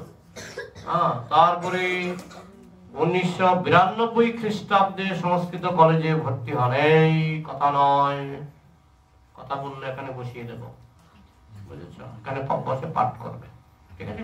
আমি এখানে বসে শুনবো, ঠিক আছে? তো কি বলছিলাম? প্রবেশিকা বলে মাধ্যমিক পাস করেন। 1892 খ্রিস্টাব্দে সংস্কৃত কলেজে ভর্তি হন। ওনার চৈতন্য চরিতামৃত ব্যাখ্যা পাওয়া যায় এবং বিভিন্ন ব্যাখ্যা পাওয়া যায় বিভিন্ন গ্রন্থে। দেখবেন ওনার যেমন বাংলা ভাষায় পাণ্ডিত্য, তেমনি ইংরেজি ভাষায় ওনার লেখা ব্রহ্মসংহিতা ইস্কনে বিক্রি হয়। শ্রীমৎ ভক্তি সিদ্ধান্ত সরস্বতী ঠাকুরের লেখা ব্রহ্মসংহিতা ইস্কনে বিক্রি হয়। ওনার সঙ্গে ইংরেজি বলে বিদেশিরা বুঝতে পারত না, ডিকশনারি খুলতে হতো কি বলেছেন। দেখবেন ওই অভয়চরণ সিরিয়ালে যে একজন ইংরেজ ভয় পেয়ে গেছে ইংরেজি, যখন ইংরেজিতে উনি কথা বলছেন শ্রীমৎ ভক্তি সিদ্ধান্ত সরস্বতী ঠাকুর, তখন বিদেশিরা ভয় পেয়ে গেছে, কি বলছে, তাদের ডিকশনারি দেখতে হতো। এমনকি ওনার লেখা ব্রহ্মসংহিতা পড়লেও তাদের ডিকশনারি নাড়তে হতো। ডিকশনারি নাড়তে হতো। তাহলে কিরকম ইংরেজিতে ওনার পারদর্শিতা ছিল, তেমনি পারদর্শিতা ছিল সংস্কৃতে। আর ওনার বাংলা এত কঠিন, আমরা যার জন্য ছিল প্রভুপাদের গ্রন্থ কেন বেশি পড়ি, একটা কারণ হচ্ছে শ্রীমৎ ভক্তি সিদ্ধান্ত সরস্বতী ঠাকুরের বাংলা আমি ভালো বুঝি না, আমি বুঝতে পারি না। আপনারা দেখবেন ভালো বুঝতে পারি, খুব কঠিন শব্দ। তখনকার সময়ে হয়তো সেই কঠিন শব্দের প্রয়োজন ছিল, তখন বাংলাটাই ছিল সাধু বাংলা, এবং তখনকার সময়ে পণ্ডিতরা হয়তো বুঝতো। কিন্তু আমার মনে হয় বর্তমান যুগে ওই বাংলা হজম করার মতো ক্ষমতা অনেকেরই নাই। ওই জন্য ইসকনের গ্রন্থ এত বেশি জনপ্রিয় হচ্ছে, কারণ ইসকনের গ্রন্থ একেবারে জলবৎ তরল, খুব সরল ভাবে দেখা। যাই হোক, শ্রীমৎ ভক্তি সিদ্ধান্ত সরস্বতী ঠাকুর বাংলা, সংস্কৃত, ইংরেজি তিনটা ভাষাতেই, ইংরেজিতে ইংরেজদের থেকে ইংরেজি ভালো জানতেন। কিরকম চিন্তা করে দেখুন, কিরকম ব্রেন ছিল। আর ব্রেন থাকবে নাই বা কেন? আজীবন নৈষ্ঠিক ব্রহ্মচারী, যারা আজীবন নৈষ্ঠিক ব্রহ্মচারী তাদের কতগুলি গুণ হয়। একটা গুণ হচ্ছে শ্রুতিধর, যা শুনবে সহজে মনে থাকবে, সহজে ভুলে না, ব্রেন খুব শার্প হয়। সেটা আমরা শ্রীমৎ ভক্তি সিদ্ধান্ত সরস্বতী ঠাকুরের জীবনে দেখতে পাই। আরেকটা যেমন ভীষ্মদেব, তার গায়ে তীর ফুটেছে কিন্তু তেমন কোনো ব্যথা পাননি। যারা এরকম আজীবন ব্রহ্মচারী থাকতে পারে, ব্যথা যন্ত্রণাটা তাদের বেশি স্পর্শ করতে পারে না। তো এইভাবে তিনি সংস্কৃত কলেজে ভর্তি হলেন। শ্রীযুক্ত পৃথ্বীধর শর্মার নিকট বেদ অধ্যয়ন করলেন। তো তখন তিনি মনে মনে ভাবতে লাগলেন যে আমি যদি এইভাবে পড়াশোনায় ভালো রেজাল্ট করি, তাহলে প্রস্তাব আসবে, বিবাহের প্রস্তাব, কিন্তু আমি তো বিবাহ করতে চাই না। কে কথা বলছে? আমি তো বিবাহ করতে চাই না, তাই আমি পড়াশোনা ছেড়ে দেব। যদি আমি পড়াশোনা ছেড়ে দিই তাহলে লোকে ভাববে বেকার ছেলে, কিছু করে না, পড়াশোনায় কি বলে স্কুল পলাতক, তো কেউ আর আমাকে কন্যা দেবে না। এই বুদ্ধি করে তিনি কলেজ ত্যাগ করলেন, পড়াশোনা ছেড়ে দিলেন। পড়াশোনা ছাড়লেন মানে এই নয় যে তিনি আর পড়েননি, তিনি ঘরে পড়েছেন, ঘরে সব শাস্ত্র পড়তেন, কিন্তু ওই সরকারি কলেজে পড়াশোনাটা তিনি ছেড়ে দিলেন শুধু বিবাহের ভয়ে। বুঝলেন? কলেজ ত্যাগ করলেন। 1978 সালে সারস্বত চতুষ্পাঠীতে অধ্যাপনা মানে পড়াতে শুরু করলেন। 1998 সালে তিনি সারস্বত চতুষ্পাঠীতে অধ্যাপনা করতে লাগলেন। ওই সময় মানে নিজে পড়াতে লাগলেন। ভক্তি ভবনে পণ্ডিতবর শ্রীযুত পৃথ্বীধর শর্মার নিকট সিদ্ধান্ত কৌমুদী সংস্কৃত গ্রামার তিনি অল্প সময়ের মধ্যেই শিখলেন। 1897 সালে তিনি ভক্তি ভবনে একটি সারস্বত চতুষ্পাঠী মানে টোলের মতো তিনি খোলেন। সেখানে তিনি জ্যোতিষ পড়াতেন, এবং ওই তখনই তিনি সূর্য সিদ্ধান্ত গ্রন্থটি, সূর্য সিদ্ধান্ত এবং সিদ্ধান্ত শিরোমণি, এই দুটো গ্রন্থ তখন তিনি অনুবাদ করেছিলেন এবং ব্যাখ্যা করেছিলেন। তারপরে স্বাধীন ত্রিপুরা, যেখানে আমার জন্ম, সেখানকার রাজা তিনি তার পুত্রের জন্য গৃহশিক্ষক, প্রাইভেট টিউটর খুঁজছেন। রাজা রাজপুত্রের জন্য প্রাইভেট টিউটর খুঁজছেন, সারা ত্রিপুরা খুঁজে তো পাননি। লোক পাঠালেন, দেখো পশ্চিমবঙ্গে সবচেয়ে নামকরা পণ্ডিতকে নিয়ে আসো। তো পশ্চিমবঙ্গে এসে তারা খোঁজ খবর শুরু করলেন। তখন পশ্চিমবঙ্গ মানে পূর্ববঙ্গ এক ছিল। তারা না খোঁজ খবর শুনলেন, যার নাম সুনাম ছড়িয়ে পড়েছে যে পণ্ডিত যদি একজন হয় তিনি হচ্ছেন শ্রীমৎ ভক্তি সিদ্ধান্ত সরস্বতী ঠাকুর। তখন নাম ছিল বিমলা প্রসাদ, যে ওনার কাছে আপনারা যেতে পারেন। তো রাজার দূত সেখানে গেলেন, গিয়ে বললেন ত্রিপুরার রাজা আপনাকে অনুরোধ করেছেন ওনার সঙ্গে একটু দেখা করার জন্য। তখন উনি ত্রিপুরায় গেলেন, যে রাজা আমাকে ডেকেছেন। গেলেন, কি ব্যাপার? আমার পুত্রদেরকে একটু টিউশন পড়াবেন, যত বেতন লাগে আমি দেব। তখনকার দিনে তো সরকারি চাকরি ছিল না, ওই রাজার চাকরি। ভক্তি সিদ্ধান্ত সরস্বতী ঠাকুর ভাবলেন যে ঠিক আছে, আমি কিছুটা দিন তো করি, একটা রাজার ছেলেদের পড়াই, আমি যেহেতু জানি সংস্কৃত জানি, ইংরেজি জানি, আমি পড়াতে পারি। তো রাজার ছেলেকে পড়াতে লাগলেন, রাজকুমারকে। আমি যখন ত্রিপুরায় ছিলাম, আমি একদিন রাজবাড়িতে গিয়েছিলাম। রাজার বংশধররা এখনো আছে। তো রাজার বংশধর তখন ছিলেন কিরিট বিক্রম। কিরিট বিক্রম আমাকে বললেন, আপনাকে একটা মজার জিনিস দেখাবো। কি? ভক্তি সিদ্ধান্ত সরস্বতী ঠাকুরের কিছু ছবি, কিছু দলিল আপনাকে দেখাবো। উনি ওনার আলমারি থেকে কিছু ছবি, পুরনো ছবি, তখন বোধহয় ক্যামেরা নতুন আবিষ্কার হয়েছে কিনা মনে হয়, কিছু পুরনো ছবি দেখালেন, যে রাজার সঙ্গে বসে আছেন, রাজপুত্রের সঙ্গে বসে আছেন, হ্যাঁ, এরকম ছবি দেখাচ্ছেন। এবং কিছু দলিল, কিছু মন্দির, যেমন এই যে গৌরীয় মঠের যে মন্দিরটা, এটা রাজাই দান করেছিলেন গৌরীয় মঠকে। তো কিছু ছবি দেখালেন, যে দেখুন উনি আমাদের বাড়িতে ছিলেন, আমাদের পড়াতেন, মানে ওনার বাবাকে পড়াতেন। হ্যাঁ, এইভাবে যখন রাজা দেখলেন যে লোকটা খুবই গুণী, তখন বললেন, আপনি কিছু রাজকার্য সামলান। তখন কিছু রাজকার্যের ভার দিলেন। কিন্তু রাজকার্য কাকে দিলেন? যে 1 পয়সা চুরি করলে আপনাকে চেপে ধরবে। বুঝেছেন? শ্রীমৎ ভক্তি সিদ্ধান্ত সরস্বতী ঠাকুর তিনি তো শুদ্ধ ভক্ত। হ্যাঁ, কেউ যদি 1 পয়সা চুরি করে ধরবে। হ্যাঁ, আর অঙ্কে ছিলেন খুবই পারদর্শী। এই যখন দেখলেন সব মন্ত্রী উজির নাজির সব, যেটা এখনো চলে, তখনও কম বেশি চলতো, সব চুরের কারবার। হ্যাঁ, তো উনি তো ধরছেন। তখন সবাই রাজার কাছে নালিশ করলেন যে এই লোকটা কিন্তু ভালো না, হ্যাঁ, লোকটা বদ আছে। তো রাজা বুদ্ধিমান ছিলেন, রাজা জানতেন কেন তাকে বদনাম দেওয়া হচ্ছে। কারণ যখন চোরের চুরি ধরা হচ্ছে, তখন স্বাভাবিকভাবেই তারা বিরক্ত, এই লোকটা আমাদের লাগবে না। যাই হোক, তখন উনি দেখলেন যে রাজকার্য মানেই পলিটিক্স, রাজকার্য মানেই কেউ না কেউ আমার শত্রু হবে, নিন্দা করবে। উনি ভাবলেন, আমি তো আর এটা করতে আসিনি, এতে কিছুদিনের জন্য এসেছি রাজার অনুরোধে, তো আমি এখন এটা ছেড়ে দেব। তখন তিনি রাজার কাছে গেলেন, গিয়ে বললেন, আমার আর রাজকার্য ভালো লাগছে না, আমি পরিকল্পনা করেছি আমি সন্ন্যাস নেব। হ্যাঁ, তো আমি তো এটা ছাড়তে চাই। রাজা ভক্ত ছিলেন, ত্রিপুরার রাজারা ছিলেন ভক্ত। হ্যাঁ, তো রাজা বললেন, ঠিক আছে, আপনার এই কাজে আমি বাধা দেব না, তবে আপনাকে আমি আজীবন পেনশন দিতে চাই। এমন রাজা ছিলেন। তখন বললেন, ঠিক আছে, আপনি যখন ইচ্ছা আমি পেনশন। তিনি 3 বছর না 3 বছর পেনশন নিয়েছিলেন। তারপরে বললেন, আমি আর পেনশন আপনার কাছ থেকে নেব না। এইভাবে শ্রীমৎ ভক্তি সিদ্ধান্ত সরস্বতী ঠাকুর কেউ ছাড়ে না, মাসে মাসে পেনশন কেউ ছাড়ে, কিন্তু শ্রীমৎ ভক্তি সিদ্ধান্ত সরস্বতী ঠাকুর ছেড়ে দিলেন, পেনশন আর নিলেন না। তারপরে 1898 সালের অক্টোবর মাসে তিনি শ্রীমৎ ভক্তি শ্রী সচ্চিদানন্দ ভক্তিবিনোদ ঠাকুরের সঙ্গে কাশী, প্রয়াগ, গয়া প্রভৃতি তীর্থস্থান ভ্রমণে বেরিয়ে পড়লেন। কাশীতে রাম মিশ্র শাস্ত্রীর সহিত রামানুজ সম্প্রদায় সম্বন্ধে কিছু আলোচনা করলেন। সেখানে সাধু সঙ্গের প্রভাবে তার মধ্যে অদ্ভুত বৈরাগ্য পরিলক্ষিত হয় এবং তিনি তীর্থ ভ্রমণ করে দীক্ষা নেওয়ার জন্য মন ঠিক করলেন যে দীক্ষা কার কাছে নেব।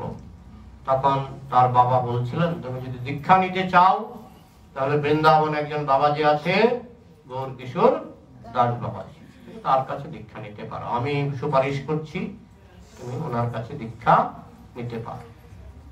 ওনার কোনো শিষ্য নাই, গৌর কিশোর দাস বাবাজি কোনো শিষ্য করেন না, কাউকে দীক্ষা দেন না।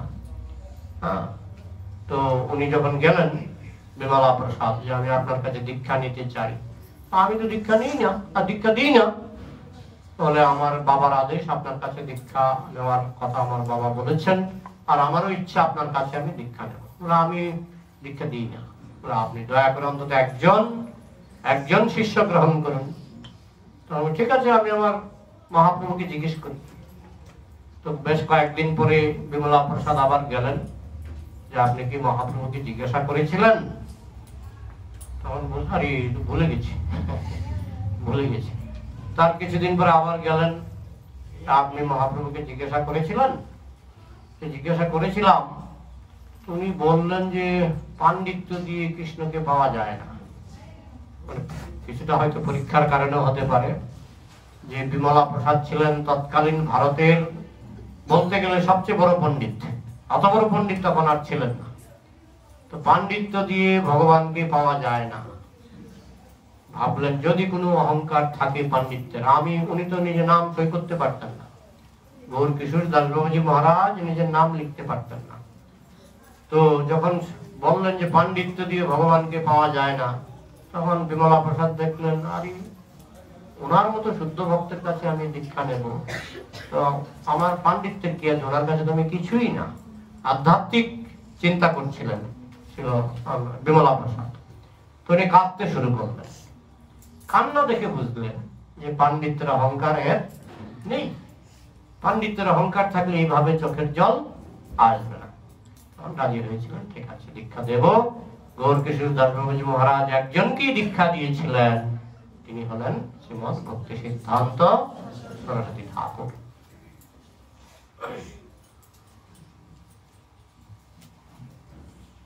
এগুলি অভয়চরণ সিরিয়ালে কিছু কিছু দেখায়।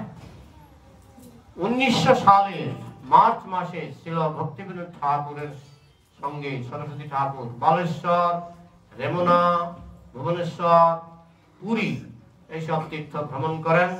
ছিল ভক্তিবিনোদ ঠাকুরের দৌলতে শুদ্ধ ভক্তির মন্দাকিনী ছিল ভক্তিবিনোদ ঠাকুর তো প্রচার করতেন, আর তার পুত্র বিমলা প্রসাদ সঙ্গে সঙ্গে যেতেন।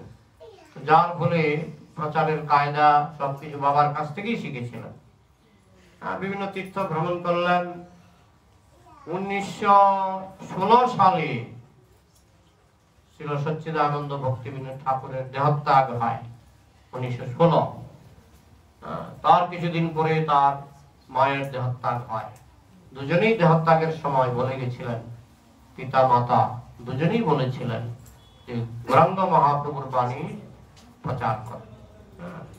বাবার কাছ থেকেও আদেশ পেলেন, মার কাছ থেকেও আদেশ পেলেন যে তুমি গৌরাঙ্গ মহাপ্রভুর বাণী প্রচার। পিতামাতার দেহত্যাগের পর তিনি 100 কোটি নাম যজ্ঞ শুরু করেছিলেন। 100 কোটি নাম, সেই ছবিটা আমি একবার দেখেছিলাম। তিনি কঙ্কাল হয়ে গেছিলেন, বলতে গেলে খাওয়া দাওয়া প্রায় না খেয়ে, অনেকটা বেশিরভাগই নিরাহারে অল্প আহার করে তিনি 100 কোটি নাম একটানা করেছিলেন। মানে বসে যেতেন একটা সময়, নির্দিষ্ট সময়ে একটানা বসে অনেক জপ করতেন। এইভাবে তিনি প্রতিজ্ঞা করেছিলেন যে 100 কোটি নাম আমি জপ করব। কেন? কারণ আমি যদি মহাপ্রভুর বাণী প্রচার করতে চাই, তাহলে প্রথমে আমার দিব্য শক্তি লাভ করতে হবে। আর দিব্য শক্তি লাভ করতে গেলে এই কলিযুগে শক্তির আশ্রয় কোনটা? নাম। নাম। তাই তিনি 100 কোটি নাম সমাপ্ত করলেন। ওই নামের সময় তিনি আর বলতে গেলে প্রচার তখন বন্ধ ছিল, তিনি শুধু প্রচার করবেন সেই প্রিপারেশন তিনি 100 কোটি নাম যজ্ঞ সম্পন্ন করলেন। তারপরে তিনি শুরু করলেন তার প্রচার। তার পিতা জীবিত থাকতে একটা ঘটনা ঘটেছিল। ওই দেহত্যাগের কিছুদিন আগে ছিল সচ্চিদানন্দ ভক্তিবিনোদ ঠাকুরকে নিমন্ত্রণ করা হয়েছিল যে একটা অনুষ্ঠানে ব্রাহ্মণ বড় না বৈষ্ণব বড়, এটা নিয়ে বক্তৃতা দেওয়ার জন্য। তো ভক্তিবিনোদ ঠাকুর তার পুত্রকে বললেন যে আমি তো অসুস্থ, আমি তো আর যেতে পারছি না, তুমি কি গিয়ে বিষয়ের উপর কিছু বলতে পারবে? না, আপনি যদি আদেশ করেন আমি চেষ্টা করতে পারি। তো সেই অনুষ্ঠানে তিনি গিয়েছিলেন এবং তখনকার সময়ের যে জাতি ব্রাহ্মণ, টাইটেল ব্রাহ্মণ, তারা খুব অহংকার করত যে আমরাই ব্রাহ্মণ এবং এই বৈষ্ণব এদের কোনো তেমন কোনো গুরুত্ব নেই। এইভাবে তারা একটা প্রচার চালাচ্ছিল। তো ছিল শ্রীমৎ ভক্তি সিদ্ধান্ত সরস্বতী ঠাকুর পিতার প্রতিনিধি হয়ে তিনি সেখানে গেলেন। গিয়ে তিনি প্রথমে ব্রাহ্মণদের খুব প্রশংসা করলেন শাস্ত্র থেকে। তো ব্রাহ্মণরা তো খুব খুশি, আমাদের কথাই তো বলছে। শাস্ত্র থেকে অনেকক্ষণ ব্রাহ্মণদের প্রশংসা করলেন। এইভাবে ব্রাহ্মণদের মন জয় করার পর তিনি শুরু করলেন বৈষ্ণব তত্ত্ব এবং দেখালেন যে বৈষ্ণবরা ব্রাহ্মণ থেকে অনেক উপরে। অহবত সপচত গরিয়ান যজ্জিব ভাগ্রে বর্ততে নাম তুভ্যম, এইভাবে অনেক শাস্ত্র প্রমাণ দিয়ে। আর এরা ছিলেন পণ্ডিত, এরা বুঝতে পারছেন, বলছেন অমুক গ্রন্থের অমুক শ্লোক আর এইভাবে শ্লোক ঝাড়তে লাগলেন।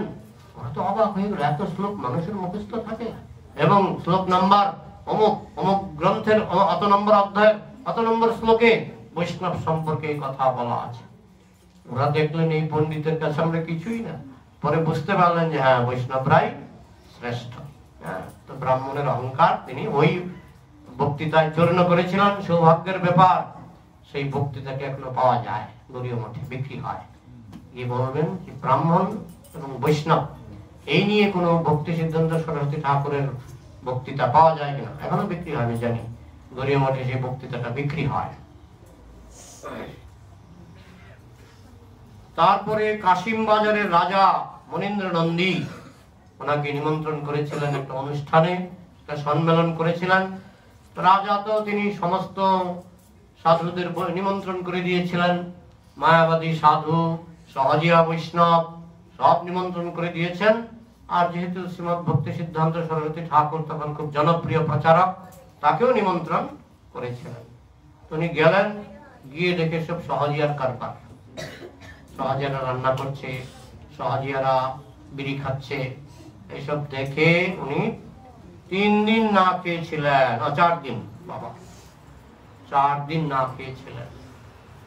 তো রাজা তো লোক লাগিয়ে রেখেছেন যে ওনাকে আপনারা যত্ন নেবেন, যত অতিথি আছে অতিথির দেখভাল করার জন্য লোক লাগিয়ে রেখেছেন। রাজা যে কোনো কারণে হোক তিনি আর ব্যক্তিগতভাবে খোঁজ খবর নেননি।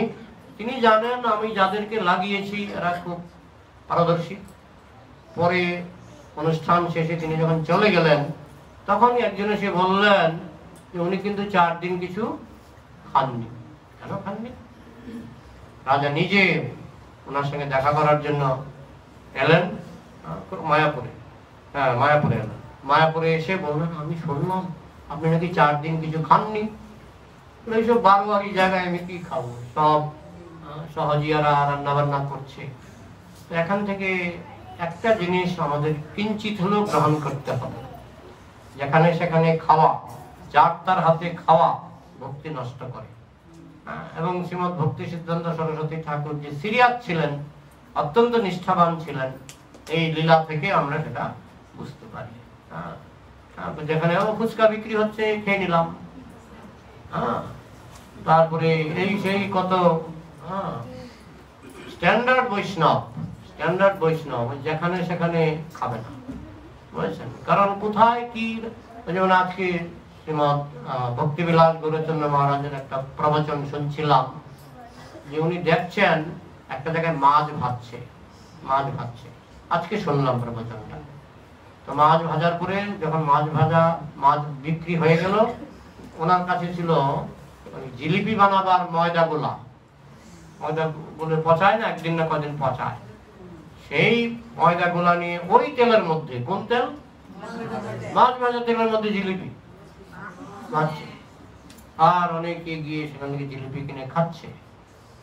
তখন উনি বললেন, ভক্তরাও কয়েকজন ভক্ত খেতে চেয়েছিল জিলিপি, আমি নিজে দেখলাম এখানে মাছ ভাজা হয়েছে তেলে। তো ব্যবসায়ীদের কোনো ভরসা নাই, কি যে মিশিয়ে দেবে,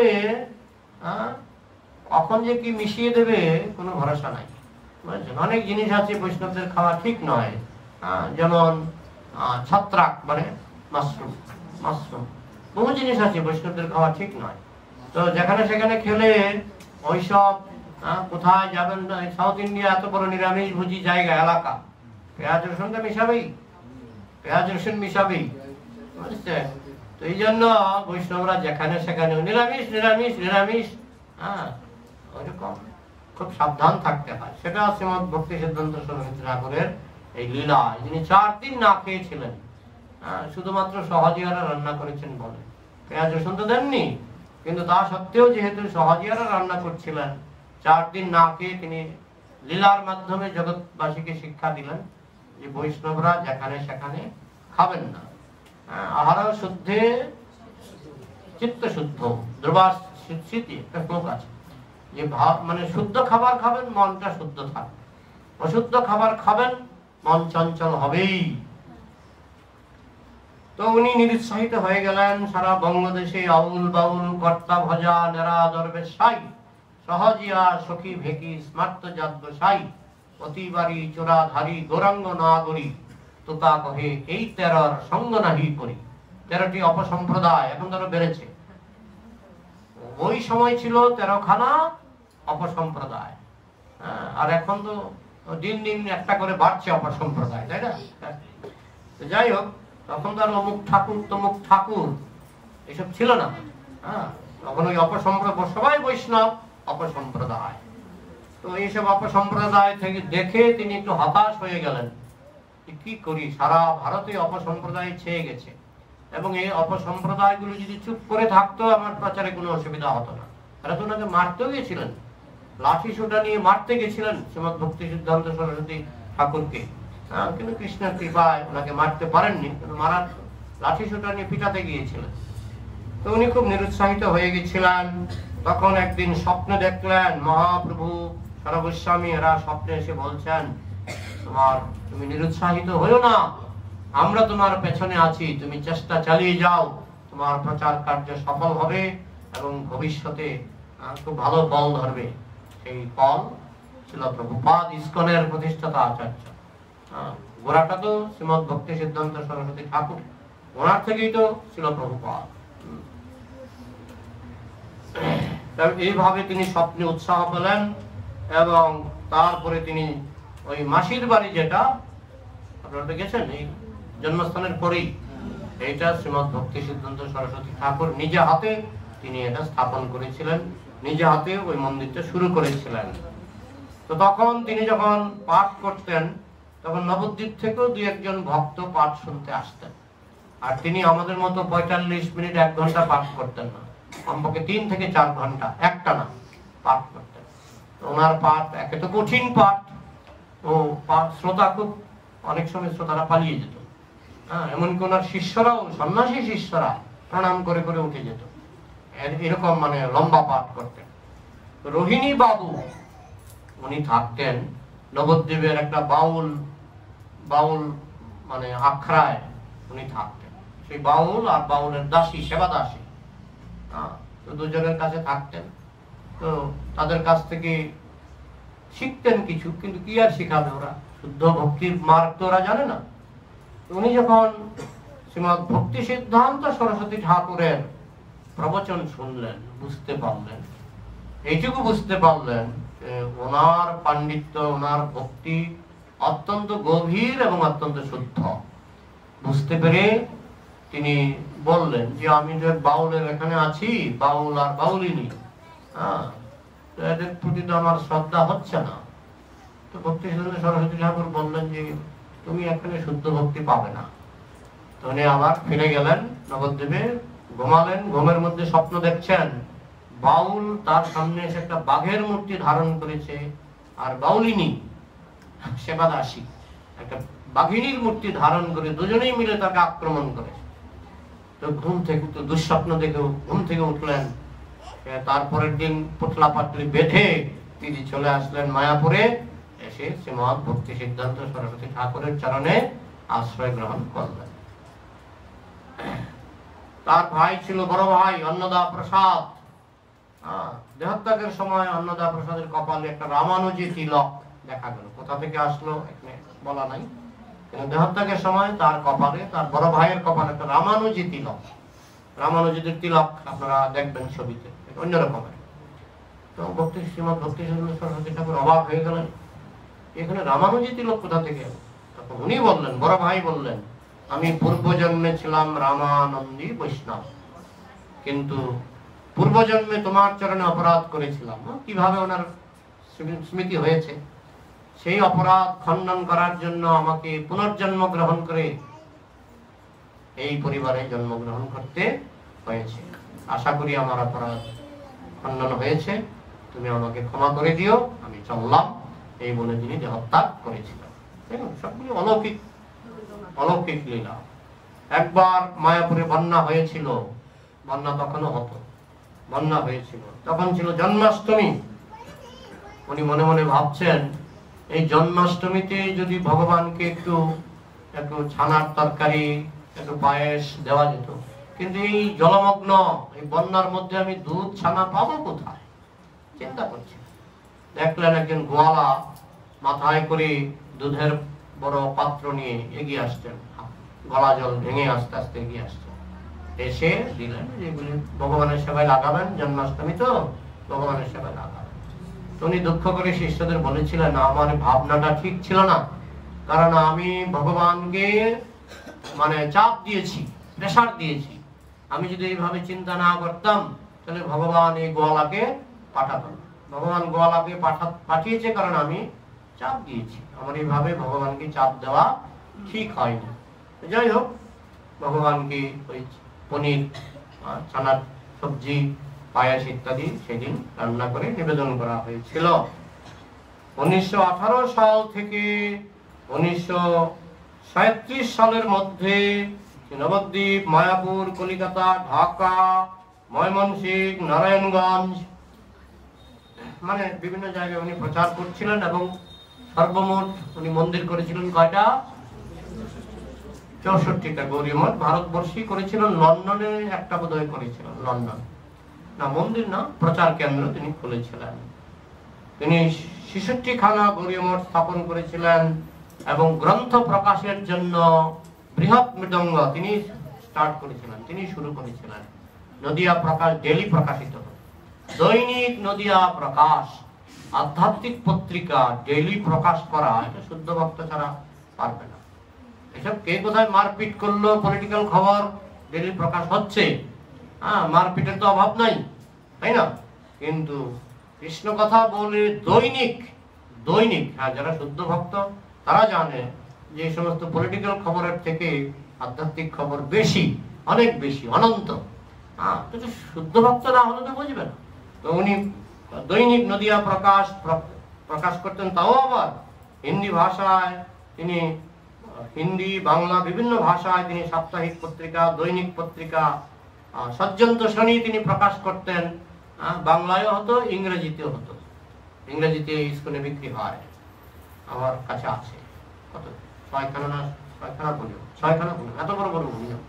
অনেক কিছু করে গেছেন তারা, নিরলস, আলস্য ছিল না। অনেক ভাবে তারা দৈনিক পত্রিকা প্রকাশ, গ্রন্থ প্রকাশ, ওনার ব্যাখ্যা চৈতন্য চরিতামৃত, ওনার ব্যাখ্যা চৈতন্য ভাগবত, এই যে বড় বড় গৌরীয় মঠে বিক্রি হয়, সেগুলি থেকেই তো আমাদের প্রভুপাদ ইংরেজি করেছেন, সেগুলি থেকেই অনেক কিছু নিয়েছেন। হ্যাঁ, তো সবকিছু তো তিনি রেডি করে গেছেন প্রভুপাদ, সেটাকে আমাদের প্রভুপাদ সেটাকে সহজ সরল ইংরেজিতে অনুবাদ করেছেন। তারপরে যখন 64টা গৌরীয় মঠ স্থাপিত হলো এবং বিভিন্ন পত্র পত্রিকা উড়িয়া ভাষায়, হিন্দি ভাষায়, ইংরেজি ভাষায় যে পত্রিকাটা ছাপাতেন তার নাম ছিল দা হারমোনিস্ট। এইভাবে অনেক গ্রন্থ প্রকাশ করার পর তিনি তার দেহত্যাগের সময় তিনি সমস্ত শিষ্যদের বললেন, সকলে রূপ রঘুনাথের কথা পরম উৎসাহের সহিত প্রচার করবেন। শ্রী রূপ রঘুনাথের পাদপদ্ম ধূলি হওয়াই আমাদের জীবনের লক্ষ্য। আপনারা সকলে এক অদ্বয় জ্ঞানের অপ্রাকৃত ইন্দ্রিয় তৃপ্তির উদ্দেশ্যে আশ্রয় বিগ্রহের আনুগত্যে মিলেমিশে থাকবেন। এবং তিনি তখন বলেছিলেন যে আপনারা জিবিসি স্থাপন করবেন, যাতে গৌরীয় মঠ ভেঙে না যায়, সেই জন্য জিবিসি। পরবর্তীকালে তারা নামকাও আসতে জিবিসি করেছে, ইস্কনের মতো নয়। ইস্কনের প্রত্যেক জিবিসি বেশিরভাগই তো দীক্ষাগুরু, তাই না?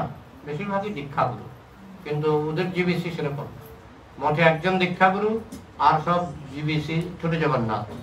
ছোট জগন্নাথ মানে দীক্ষা টিকা দিতে পারে না, নামে জিবিসি। তো যেটা ভক্তি সিদ্ধান্ত সরস্বতী ঠাকুর চাননি, ভক্তি সিদ্ধান্ত সরস্বতী ঠাকুর চেয়েছিলেন জিবিসি হোক। তো আমাদের প্রভুপাদও চেয়েছিলেন যে জিবিসি হয়ে গৌরীয় মঠ ঐক্যবদ্ধভাবে প্রচার করুক। কিন্তু তারা মামলা মোকদ্দমা করে, প্রভুপাদ লিখেছেন 40 বছর মামলা মোকদ্দমা চলছিল, আজও সেই মোকদ্দমার সমাধান হয়নি।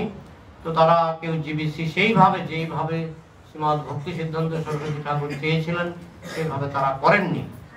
কিন্তু শিল প্রভুপাদ, আমাদের শিল প্রভুপাদ, তিনি সেইভাবে জিবিসি স্থাপন করেছেন এবং ফলেন পরিচয়তে ফল দেখে কিন্তু বোঝা গেছে আমাদের ইস্কনে জিবিসি আছে বলেই তো শিল প্রভুপাদের দেহত্যাগের পরেও কিন্তু প্রচার প্রসার হচ্ছে, খুব ভালোভাবেই হচ্ছে, তাই না? তো তিনি আরেকটা সভা স্থাপন করেছিলেন, চিরকুমার সভা। চিরকুমার সভা মানে আমরা আজীবন কেউ বিবাহ করব না। ওই সভাতে 10 জন সদস্য ছিল, পরপর 9 জনের পতন হয়েছিল এবং 9 জনই বিবাহ করেছিলেন। বিবাহ করেননি একজন, তিনি হচ্ছেন শ্রীমৎ ভক্তি সিদ্ধান্ত সরস্বতী ঠাকুর, ওই চিরকুমার সভার প্রেসিডেন্ট। উনি বিবাহ করেন। কিন্তু রবীন্দ্রনাথ ঠাকুর, শুনুন, ওটা বুঝতে পারেননি, তিনি একটা নাটক লিখেছেন, নাটকটা আজও পাওয়া যায়। নাটকটার নাম হচ্ছে চিরকুমার সভা। ওই নাটকে দেখিয়েছেন যে 10 জন তারা চিরকুমার থাকবেন বলে প্রতিজ্ঞা করেছেন।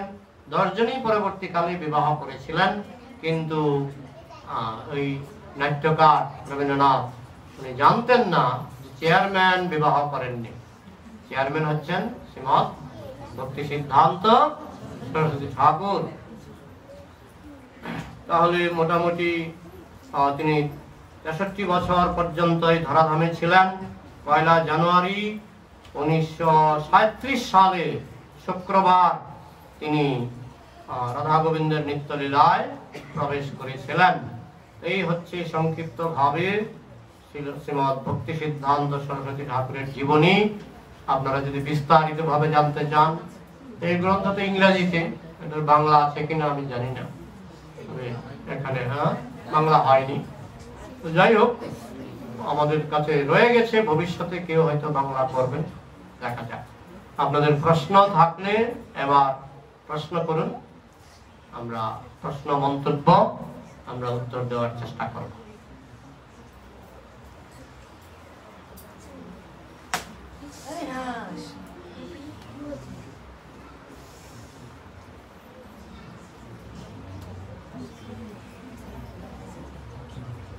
গোপাল কেমন আছো? ভালো। শ্রীজা মাতাজি ভালো? আর তোমাদের অনেকের নাম আমি বলে দিচ্ছি। তোমার নামটা জানো কি? তোমার বোনটা কোথায়? দিদি। আচ্ছা, সবাই ভালো? হ্যাঁ বলুন। বিবেকানন্দের সঙ্গে পারমার্থিক বিষয়ে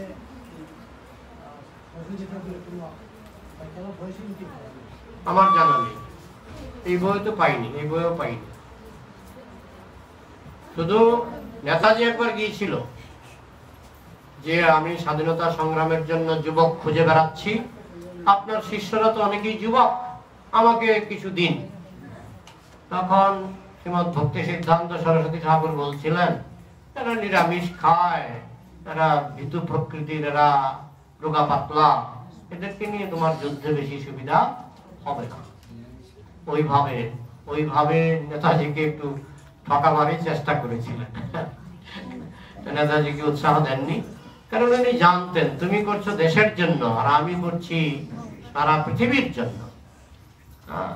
কারণ কৃষ্ণ ভক্তির প্রচার শুধু ভারতবর্ষের জন্য নয়, সারা পৃথিবীর জন্য, যেটা শিলা প্রভুপাদ করেছেন, করে দেখিয়েছেন। বোঝা গেল? হরে কৃষ্ণ প্রভু। হরে কৃষ্ণ প্রভু, আমাদের শিলা প্রভুপাদ শ্রী ভক্তিবেদান্ত স্বামী স্বরূপ প্রভুপাদ এবং তার গুরুর কিছু যদি নিবিড় আদান প্রদান যদি কিছু বলেন। আপনারা তো জানেন প্রথম সাক্ষাৎকার হয়েছিল উল্টোডাঙ্গায় এখন ইস্কনের হাতে। সেই গৃহে, যেই ঘরে আমাদের প্রভুপাদের সঙ্গে শ্রীমৎ ভক্তি সিদ্ধান্ত সরস্বতী ঠাকুর প্রভুপাদের সাক্ষাৎ হয়েছিল। তিনি যখন প্রণাম করে উঠলেন, প্রথমত যেতেই চাননি। আমি অনেক সাধু দেখেছি জীবনে, ওইসব সাধুতে আমার বিশ্বাস নাই, কিন্তু নরেন্দ্রনাথ মল্লিক ওনার একজন বন্ধু, ওনাকে অনেকটা জোর করে নিয়ে গেলেন যে এই সাধুটা কিন্তু অন্যরকম। তখন গিয়ে যখন প্রণাম করলেন, প্রণাম করে উঠার আগেই বলেছিলেন, তোমরা শিক্ষিত যুবক, তোমরা কেন সমস্ত বিশ্বে ইংরেজি ভাষায় মহাপ্রভুর বাণী প্রচার করছো না? তখন আমাদের প্রভুপাদ ইস্কনের, তখন ওনার নাম অভয়চরণ, বলছিলেন ভারতবর্ষ এখন পরাধীন, ব্রিটিশ অধীন, তো এখানে আমাদের মহাপ্রভুর বাণী কে শুনবে? তখন উনি বলেছিলেন মহাপ্রভুর বাণী এতই গুরুত্বপূর্ণ যে ভারত মুঘল না ব্রিটিশ অধীন তাতে কিছু যায় আসে না। মহাপ্রভু যখন এসেছিলেন তখন ভারত কার অধীন ছিল? মুঘল। মুঘল। মহাপ্রভু কেন ইচ্ছা করে এসেছেন? যদি ভবিষ্যতে কেউ বলতে না পারে যে ভারত যদি পরাধীন হয় তাহলে কৃষ্ণ ভক্তির প্রচার বন্ধ রাখতে হবে। একটা দৃষ্টান্ত দেওয়া হয়, রেলগাড়ি যখন যায় ট্যাক্সি গাড়ি তখন কি করে? দাঁড়িয়ে থাকে। কিন্তু ট্যাক্সি গাড়ি যখন যায়, রেলগাড়ি কিন্তু ট্যাক্সি গাড়ির জন্য দাঁড়াবে না। তো মহাপ্রভুর বাণী হচ্ছে খুবই ইম্পর্টেন্ট, ওই ব্রিটিশ শাসনের ট্যাক্সি গাড়ি মুঘল শাসনের ট্যাক্সি গাড়ির জন্য মহাপ্রভুর রেলগাড়ি দাঁড়াবে না। এইভাবে যখন বুঝালেন তখন বেরিয়ে আসলেন প্রণাম করে। তখন নরেন্দ্রনাথ মল্লিক জিজ্ঞাসা করলেন, কি বুঝলে? মহাপ্রভুর বাণী এখন শক্ত হাতে পড়েছে, ভালো হাতে পড়েছে। সেই দিন থেকে তিনি ওনাকে গুরু মেনেছিলেন এবং দীক্ষা নিয়েছিলেন যদি অনেক পরে। 1922 সালে দেখা হয়েছিল, দীক্ষা নিয়েছিলেন 1933 সালে। এবং একই সঙ্গে হরিনাম দীক্ষা এবং ব্রাহ্মণ দীক্ষা পেয়েছিলেন একই সঙ্গে। এইভাবে শ্রীমৎ ভক্তি সিদ্ধান্ত সরস্বতী ঠাকুরের দেহত্যাগের পর উনি সন্ন্যাস নিয়েছিলেন, কিন্তু আদেশ পেয়েছিলেন। দেহত্যাগের 7 দিন আগে একটা চিঠি পেয়েছিলেন, সেই চিঠিটা প্রভুপাদের জীবনীতে ছাপিয়ে দেওয়া হয়েছে। সেই চিঠিতে লিখেছিলেন যে তুমি সমস্ত বিশ্বে ইংরেজি ভাষায় মহাপ্রভুর বাণী প্রচার করো। রাধাকুণ্ডে আমাদের প্রভুপাদের সঙ্গে শ্রীমৎ ভক্তি সিদ্ধান্ত সরস্বতী ঠাকুরের সাক্ষাৎ হয়েছিল। তখন বলছিলেন যে খুব শীঘ্রই মঠে আগুন লাগবে, খুব শীঘ্রই মঠে আগুন লাগবে। গৌরীয় মঠ বাগবাজার করার পরে আমার শিষ্যদের মধ্যে ঝগড়া চলছে কে কোন রুমটায় থাকবে। তো এরা এইভাবে ঝগড়া করছে আমি থাকাকালেই। তো আমার মনে হচ্ছে মার্বেল গুলি খুলে বিক্রি করে আমি যদি কিছু গ্রন্থ ছাপাতে পারতাম, এই মার্বেল বিক্রির টাকায় আমি যদি কিছু গ্রন্থ ছাপাতে পারতাম তাহলে খুব ভালো হতো। সবাই তুমি যদি কোনোদিন তোমার হাতে পয়সা আসে তুমি গ্রন্থ ছাপাবে। এইভাবে তখনই ধরেছিলেন যে উনি গ্রন্থ ছাপানো পছন্দ করেন, আমার গুরুদেব গ্রন্থ ছাপানো পছন্দ করেন। একবার শ্রীমৎ ভক্তি সিদ্ধান্ত সরস্বতী ঠাকুরকে বলছেন যে অভয় তো খুব ভালো ম্যানেজার, তো ওনাকে আমরা বোম্বে মন্দিরের টেম্পল কমান্ডার বানাতে চাইছি। তখন শ্রীমৎ ভক্তি সিদ্ধান্ত সরস্বতী ঠাকুর নিষেধ করেছিলেন, না না তোমরা এখন একে জ্বালাতন করো না, যখন সময় হবে সবকিছু করবে। ওরা দিব্যদ্রষ্টা, ওরা জানতেন, ওরা বুঝতে পেরে উনি বুঝতে পেরেছিলেন যে এই অভয়চরণ কোনো সাধারণ ব্যক্তি নয়, সেনাপতি ভক্ত, যেটা শাস্ত্রে আগে থেকেই বলা হয়েছে। সেনাপতি ভক্ত এসেছে বিশ্বে হরিনাম প্রচার করতে। এটা শ্রীমৎ ভক্তি সিদ্ধান্ত সরস্বতী ঠাকুর নিজেও তিনি কিন্তু তিনি শিষ্য পাঠিয়েছেন লন্ডনে, কিন্তু বিদেশে প্রচারের ভাবটা তিনি জানতেন যে সেনাপতি ভক্ত একজন আসবেন এবং তিনি হচ্ছেন আমাদের অভয়চরণ কৃষ্ণ কৃপা শ্রীমূর্তি অভয়চরণ অরবিন্দ ভক্তি বেদান্ত স্বামী শিল প্রভুপাদ। তো যাই হোক, এখন শ্রীমৎ ভক্তি সিদ্ধান্ত সরস্বতী ঠাকুরের কৃপায় আমাদের ইস্কনের প্রতিষ্ঠাতা আচার্য তাকে প্রভুপাদ বলে বলে অনেকে আপত্তি করে যে শ্রীমৎ ভক্তি সিদ্ধান্ত সরস্বতী ঠাকুরকে প্রভুপাদ বলা হয়, আপনারা ইস্কনের প্রতিষ্ঠাতাকেও প্রভুপাদ বলেন কেন? তো আমি একটা উত্তর দিয়েছিলাম যে বৃন্দাবনের সর্বস্বামী সনাতন গোস্বামী প্রভুপাদ। কি নাম? সনাতন গোস্বামী প্রভুপাদ, রূপ গোস্বামী প্রভুপাদ, জীব গোস্বামী প্রভুপাদ, রঘুনাথ দাস গোস্বামী প্রভুপাদ, রঘুনাথ ভট্ট গোস্বামী প্রভুপাদ, গোপাল ভট্ট গোস্বামী প্রভুপাদ। 6 জনকে প্রভুপাদ বলা হতো একই সঙ্গে, একজন গুরুর মতো একজন শিষ্যের মতো। জীব গোস্বামী ছিলেন শিষ্যের মতো, রূপ গোস্বামী গুরুর মতো, গুরু শিষ্য। তো 6 জনকে যদি একসঙ্গে প্রভুপাদ বলা যায়, গৌরীয় মঠে এখনো বলা হয় শ্রী সচ্চিদানন্দ ভক্তি বিনোদ ঠাকুর প্রভুপাদ, ভক্তি বিনোদ ঠাকুর প্রভুপাদ, শ্রীমৎ ভক্তি সিদ্ধান্ত সরস্বতী ঠাকুর প্রভুপাদ। তো একাধিক প্রভুপাদ আমরা একসঙ্গে বহুবার দেখেছি। সরগোস্বামীর মধ্যে 6 জনই ছিলেন প্রভুপাদ। শ্রীমৎ শ্রী সচ্চিদানন্দ ভক্তি বিনোদ ঠাকুর এবং তার পুত্র দুজনেই ছিলেন প্রভুপাদ। আরেকজন এক্সট্রা প্রভুপাদ হতে অসুবিধাটা কোথায়? এটাই ঈর্ষা, এটাই ঈর্ষা, হিংসা। বৃন্দাবনের সরব গোস্বামীর মধ্যে হিংসা ছিল না। তারা কখনো বলেননি আমি প্রভুপাদ জীব গোস্বামী কেন প্রভুপাদ নাম ব্যবহার করবে, অবাধে তাদেরকে প্রভুপাদ বলা হতো, কেউ বাধা দেননি, কেউ বাধা দেন। যদিও প্রভুপাদ নিজে কোনোদিনও প্রভুপাদ লেখেননি, তিনি যখন সই করতেন তিনি সই করতেন ভক্তিবেদান্ত স্বামী, প্রভুপাদ সই করতেন না। কিন্তু শিষ্যরা প্রভুপাদ বলেছেন তিনি বাধা দেননি।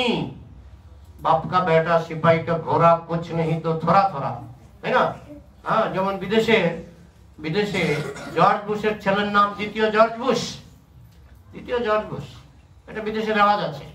হ্যাঁ, বাবার নাম আর ছেলের নাম শুধু প্রথম আর দ্বিতীয় লাগিয়ে দেয়, বুঝেছেন? হ্যাঁ, গান্ধী, এরকম অনেকই আছে, অনেক দৃষ্টান্ত আছে বিদেশে তো প্রচুর। বাবার নামও যা, ছেলের নামও তা, শুধু বলে দ্বিতীয় দ্বিতীয়। তো আমাদের প্রভুপাদ তিনি বাক্কা বেটা, তাই তার বাবা ছিলেন প্রভুপাদ, তিনিও প্রভুপাদ। হ্যাঁ, তো শিষ্যরা ডাকতেন, প্রভুপাদ নিজে যদিও সেটা সই করতেন না, কিন্তু শিষ্যদের ডাকে বাধা দেওয়াটাও কিন্তু আবার গুরুদেব চান না। কেন চান না? শিষ্যরা যদি গুরুদেবের গুণমহিমা করতে চায় তাতে গুরুদেবের বাধা দেওয়া উচিত নয়। যাই হোক, আমাদের প্রভুপাদকে যে প্রভুপাদ বলা হয় তার শাস্ত্রীয় প্রমাণ, প্রয়োগগত প্রমাণ আমরা পাই ইতিহাসে। বৃন্দাবনের সর্বস্বামী সবাই প্রভুপাদ, ছিল সচ্চিদানন্দ ভক্তি বিনোদ ঠাকুর প্রভুপাদ। আমরা ইস্কনও সেটা স্বীকার করি, ছিল সচ্চিদানন্দ ভক্তি বিনোদ ঠাকুর প্রভুপাদ, আমরা বলি। আমাকে একজন বলছিল, কোথায় বলছেন আপনারা ভক্তি বিনোদ ঠাকুর প্রভুপাদ?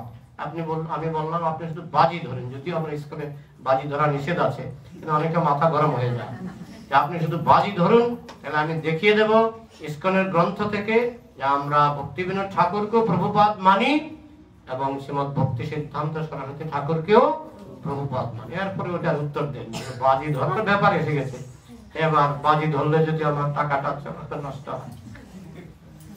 আমাদের মধ্যে সেই ভেদ নেই যে ভক্তি বিনোদ ঠাকুরকে প্রভুপাদ বললে ভক্তি সিদ্ধান্ত সরস্বতী ঠাকুরকে প্রভুপাদ বলা যাবে না, এই ভেদ আমাদের নেই। সর্বস্বামী একসঙ্গে প্রভুপাদ, আমাদের প্রভুপাদ, তারপর ওনার গুরুদেব এবং ওনার গুরুদেব সব প্রভুপাদ, কোনো অসুবিধা নেই। 108টা নামের মধ্যে থাকলেই হলো। বোঝা গেল? আর কিছু? আমরা যে সনাতনী বলবো, যে আমরা হিন্দু সনাতনী, এটা কেন বলবো? কেন বলবো এটা সনাতনী? সনাতন মানে নিত্য, সনাতন মানে পার্মানেন্ট। সনাতন মানে কি? পার্মানেন্ট। অন্যান্য ধর্মকে জিজ্ঞেস করুন যে আপনারা পার্মানেন্ট কিনা, বলে আমাদের সৃষ্টি হয়েছে, কিয়ামত হবে, প্রলয় হবে বা ধ্বংস হবে, তারপরে তারপরে আমরা তো কিছু জানি না। কিন্তু আমাদের ভাগবতে কি বলা হচ্ছে? সৃষ্টি হচ্ছে, প্রলয় হচ্ছে, আবার মহাবিষ্ণু নিঃশ্বাস নিচ্ছেন, আবার সৃষ্টি হচ্ছে, আবার প্রলয় হচ্ছে, আবার মহাবিষ্ণু নিঃশ্বাস নিচ্ছেন, আবার সৃষ্টি হচ্ছে, প্রলয় হচ্ছে। কতদিন চলবে? অনন্তকাল। কতদিন চলবে? অনন্তকাল।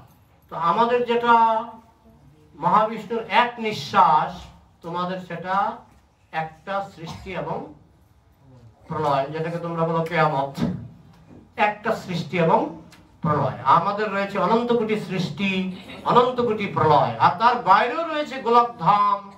নিত্যকাল ভগবান সেখানে ভক্তদের সঙ্গে আনন্দ বিলাস করছেন নিত্যকাল। যেহেতু আমাদের ব্যাপারগুলি সবই নিত্যকাল, এই সৃষ্টি লীলাটাও নিত্যকাল চলছে, সৃষ্টি স্থিতি প্রলয়, আবার মহাবিষ্ণু নিঃশ্বাস নিচ্ছেন, ধ্বংস হচ্ছে, আবার সৃষ্টি হচ্ছে, আবার ধ্বংস হচ্ছে।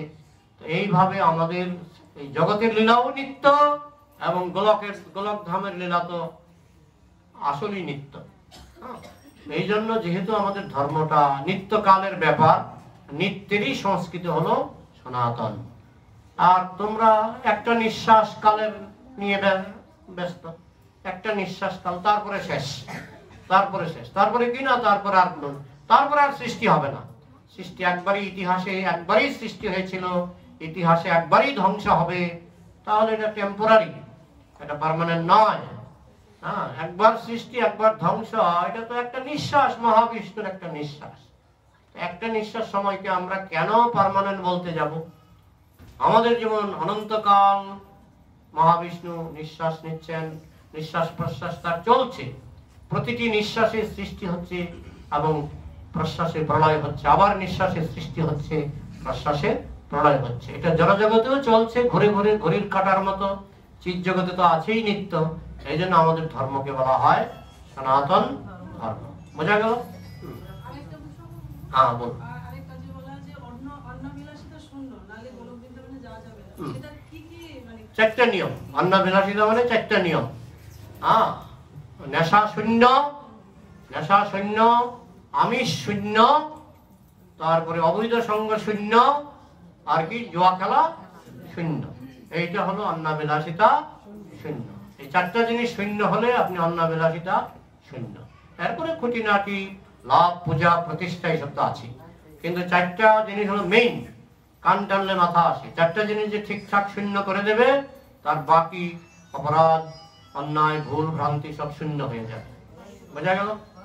হরে কৃষ্ণ। হ্যাঁ, আমরা বিভিন্ন ক্লাসে শুনি যে আমরা অধঃপতিত জীব, হুম মানে অধঃপতিত জীব। হুম তাহলে আমরা তো গোলক বৃন্দাবনে মানে গোলক বৃন্দাবনে পৌঁছালে আর এখান থেকে আর আসতে হয় না, হুম। মানে ভগবানের দামে পৌঁছালে। হুম। তাহলে আমরা আমাদের এই যে জীবাত্মারা, এই জীবাত্মাটা কোথা থেকে সৃষ্টি হয়েছে?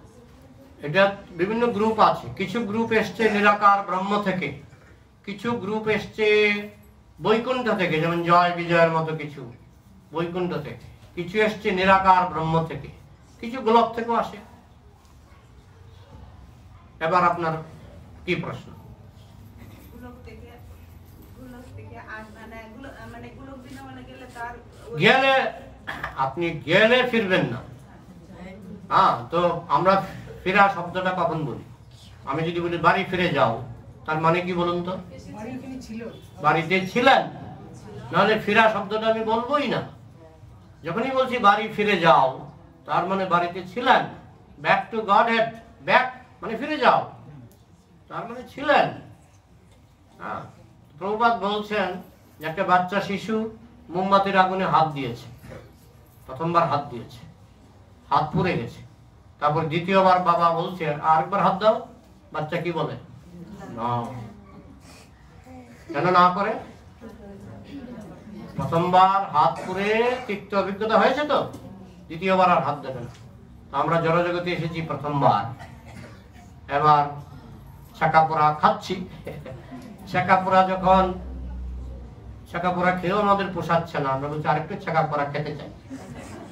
হ্যাঁ, ছাকা পোড়া যতদিন খেতে চাই, কৃষ্ণ বলবেন ঠিক আছে। কত জন্ম? লক্ষ জন্ম দিলাম, 20 লক্ষ জন্ম দিয়ে দিলাম। যতদিন ছাকা পোড়া খাওয়ার ইচ্ছা হয় খাও। ছাকা পোড়ার মধ্যেও তো একটু স্বাদ আছে, আছে আছে বালি মেশানো পায়েস। যতদিন বালি মেশানো পায়েস খেতে চাও খাও। এইভাবে চলবে ছাকা পোড়া। তারপরে বহু জন্ম পরে যখন বিরক্ত হয়ে যাব, না আর এই ছাকা পোড়া আর খেতে চাই না, তখনই মানুষ শুদ্ধ ভক্তির পথে এগিয়ে আসে।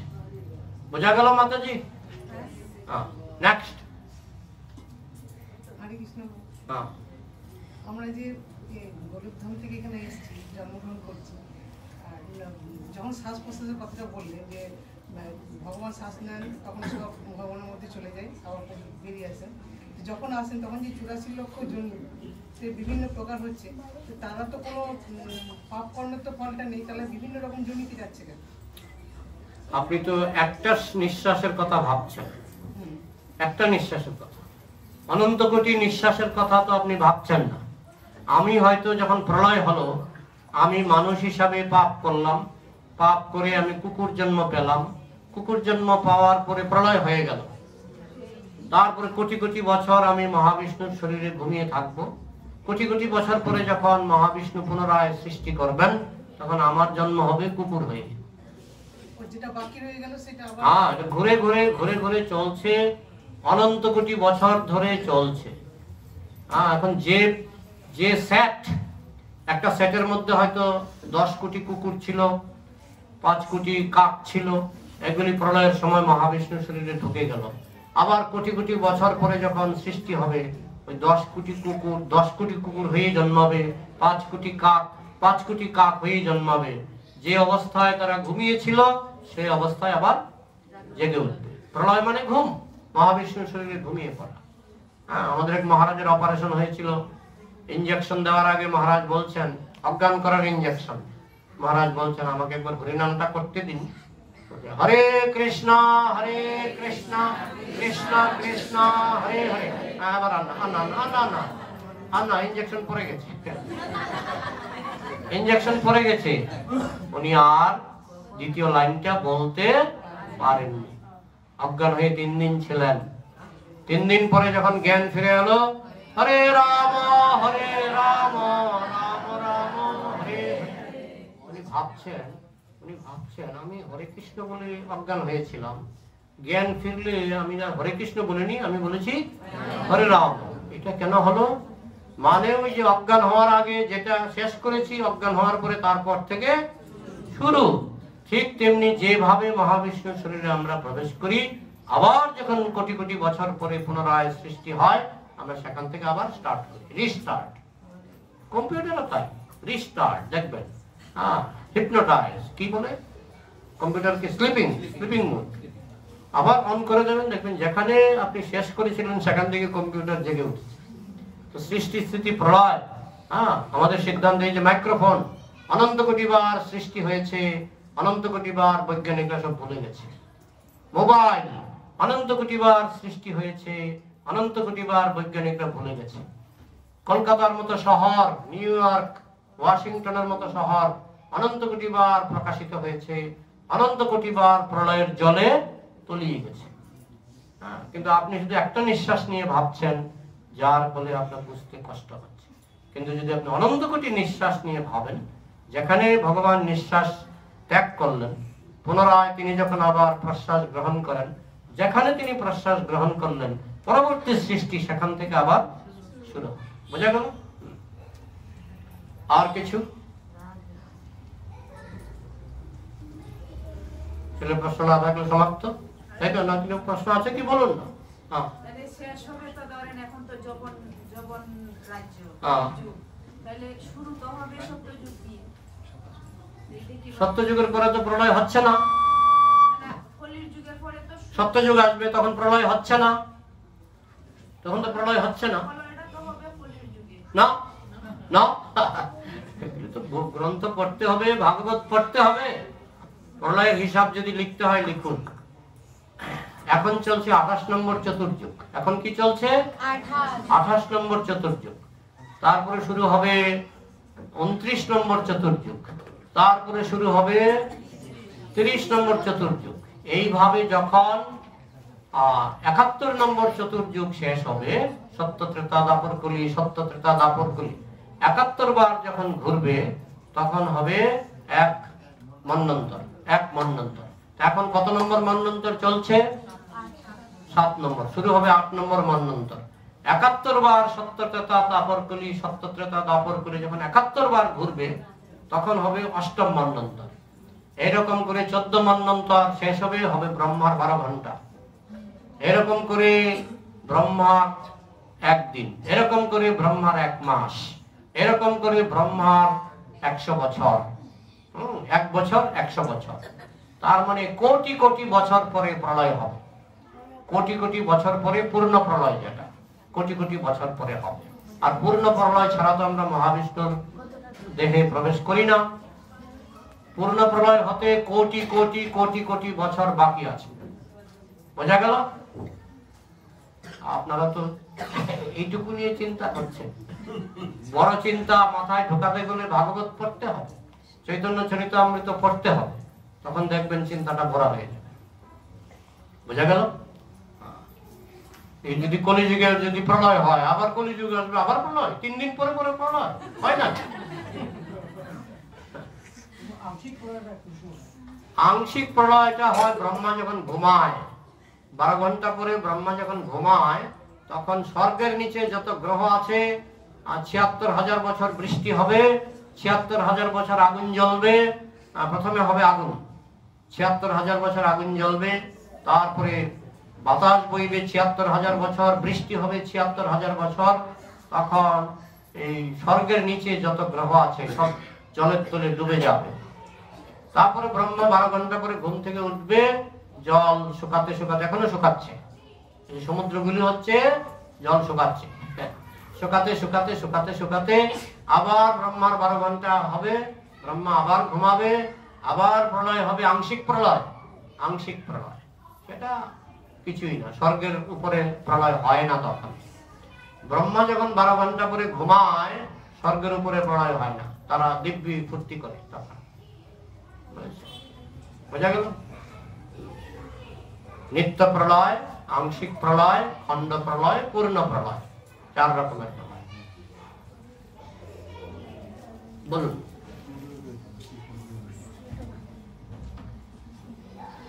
আমার এই প্রশ্নটা একটু খারাপ লাগতে পারে, লাগান খারাপ। তো যেহেতু আমরা সনাতনী এবং বিশেষ করে বর্তমান জনজগতে এই সমাজে ইসকনের একটা খুব গুরুত্ব আছে, পুরো বিশ্বে আছে ইসকনটা। তো অনেকে প্রশ্ন করে, মানে আমাকেও প্রশ্ন করেছে, কিন্তু বলছে যে আপনাদের ধর্ম থেকে আমার ধর্ম শ্রেষ্ঠ। একে অপরের এরকম বিতর্ক করছে, 3-4 জন বিতর্ক করছে। তখন আমিও ভিতরে জড়িয়ে গেছিলাম। তখন বলছে তোমাদের ধর্ম সবার ধর্ম শ্রেষ্ঠ, কিন্তু আমার ধর্ম সর্বশ্রেষ্ঠ। যেহেতু বলছে সনাতন ধর্ম, সনাতনের কখনো বিনাশ হয় না। ভগবান কৃষ্ণ বলছেন যে ভগবান কৃষ্ণের কখনো জন্ম মৃত্যু হয় না। যেহেতু আমাদের ধর্ম সৃষ্টিই নেই, তা বিনাশ কোথা থেকে হবে? তখন ওরা বলছে না, আমাদের ধর্ম সৃষ্টি হলে আমাদের ধর্ম, দেখো সারা বিশ্বে কিন্তু মুসলমান ধর্ম বেশি, মুসলমান লোক বেশি। সেই হিসাবে ওরা একটা বিতর্ক করতে চায় যে সনাতন ধর্ম কিছু অস্তিত্ব নাই, মুসলিম ধর্ম বড়। কিন্তু সংখ্যার বিচারে খ্রিস্টান বেশি, সংখ্যার বিচারে খ্রিস্টান বেশি। তো ওরা কি করে বলে আমাদের সংখ্যা বেশি?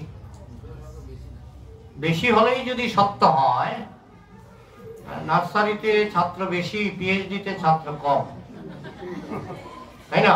আমাদের এই যে ভক্তি বেদান্ত ন্যাশনাল স্কুল, নার্সারিতে বোধহয় 300, আর কলেজে আমি যখন পিএইচডি করেছিলাম আমরা 2 জন পিএইচডি করতাম, 2 জন।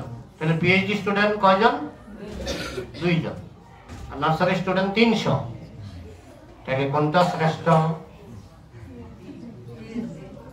পিএইচডি। সংখ্যার বিচারেও যদি আমি দেখাই, এটা একটা। আরেকটা দিক, খ্রিস্টানের সংখ্যা বেশি।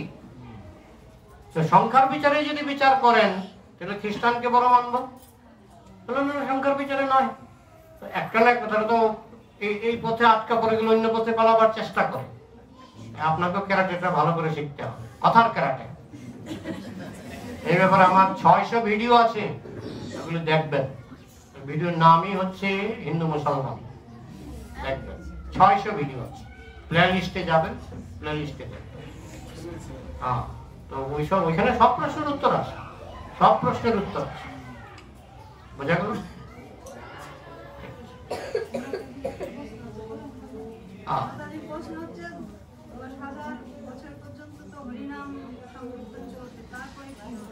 তারপরে ঘোর কলি আসবে, মা তার নিজের সন্তানকে বটি দিয়ে কেটে খেয়ে ফেলবে। কারণ বাজারে ময়দা পাওয়া যাবে না, চাল পাওয়া যাবে না।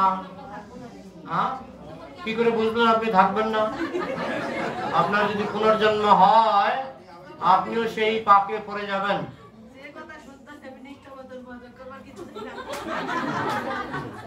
সে যদি পাস করেন তাহলে ভয় নেই, ফেল করলে কিন্তু আবার জন্ম হবে। ঘোর গলিতে একবার যদি পড়ে যান, তাহলে তখন দোকানে গিয়ে জিজ্ঞেস করবেন চাল আছে কিনা, নাই। আম আছে, শুধু আটি, মিষ্টি বলকলা না, আটি আছে আর বাকলটা আছে, ভেতরে তোদের কিছু নেই। এই দিন আসছে, হ্যাঁ, বুঝেছেন? ভবিষ্যতে খাবার পাওয়া যাবে না, পয়সা দিয়েও খাবার পাওয়া যাবে না। তখন মানুষ বাধ্য হয়ে নিজের সন্তানকে কেটে কেটে খাবে। খিদের জ্বালা এমনই জিনিস। আর কোন প্রশ্ন? আমি আবার পরিক্রমায় আসব, মনে হয় পরিক্রমায় সময় হবে না, কারণ পরিক্রমা তো ডেইলি পরিক্রমায় বেরিয়ে যাব।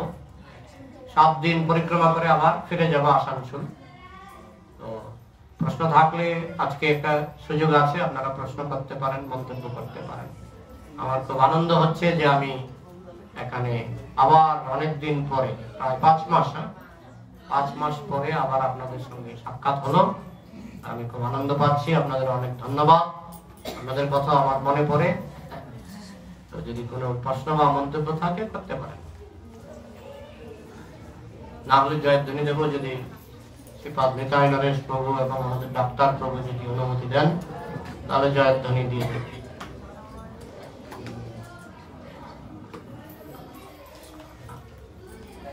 হরে কৃষ্ণ। হরে কৃষ্ণ। প্রথমে তো আমি আমার দিক থেকে আমি খুবই আনন্দিত যে আজকে আপনি এসেছেন আমাদের মাঝে। দীর্ঘদিন আপনাকে পাইনি, তো আমরা মিস করেছি একসাথে। হরে কৃষ্ণ। তো যে ভাগবত পাঠের যে গুরুত্ব সেটা আসলে আমরা আপনার মাধ্যমে জানতে পেরেছি। আপনি ভাগবত পাঠ শুরু করেছিলেন এখানে প্রথমে। শাস্ত্রে বলা হয়েছে গৃহ মেধি আর গৃহস্থ। তো গৃহস্থদের কর্তব্য হচ্ছে যে কৃষ্ণ কেন্দ্রিক জীবন, সেটা শাস্ত্র আপনার কাছে পাঠ আমরা শুনে আমরা জানতে পেরেছি। তো এই জন্য আপনাকে অনেক অনেক ধন্যবাদ। আপনি যখন এখানে আসবেন আমাদের প্রতি একটু কৃপা দৃষ্টি রাখবেন এবং আশীর্বাদ দৃষ্টি রাখবেন, এটাই অনুরোধ করবো। আপনারা সবাই আমাকে আশীর্বাদ করবেন। হরে কৃষ্ণ। তো আমি আজকের প্রসাদ দাতার নাম ঘোষণা করার পূর্বে আমি অনুরোধ করবো যদি আর কেউ কিছু বলতে চান বলতে পারেন। আমি ভিডিওটা বন্ধ করি। জয় শ্রীল প্রভুপাদ কি, শ্রীমৎ ভক্তি সিদ্ধান্ত সরস্বতী ঠাকুর কি, তাই গৌর প্রমাণ।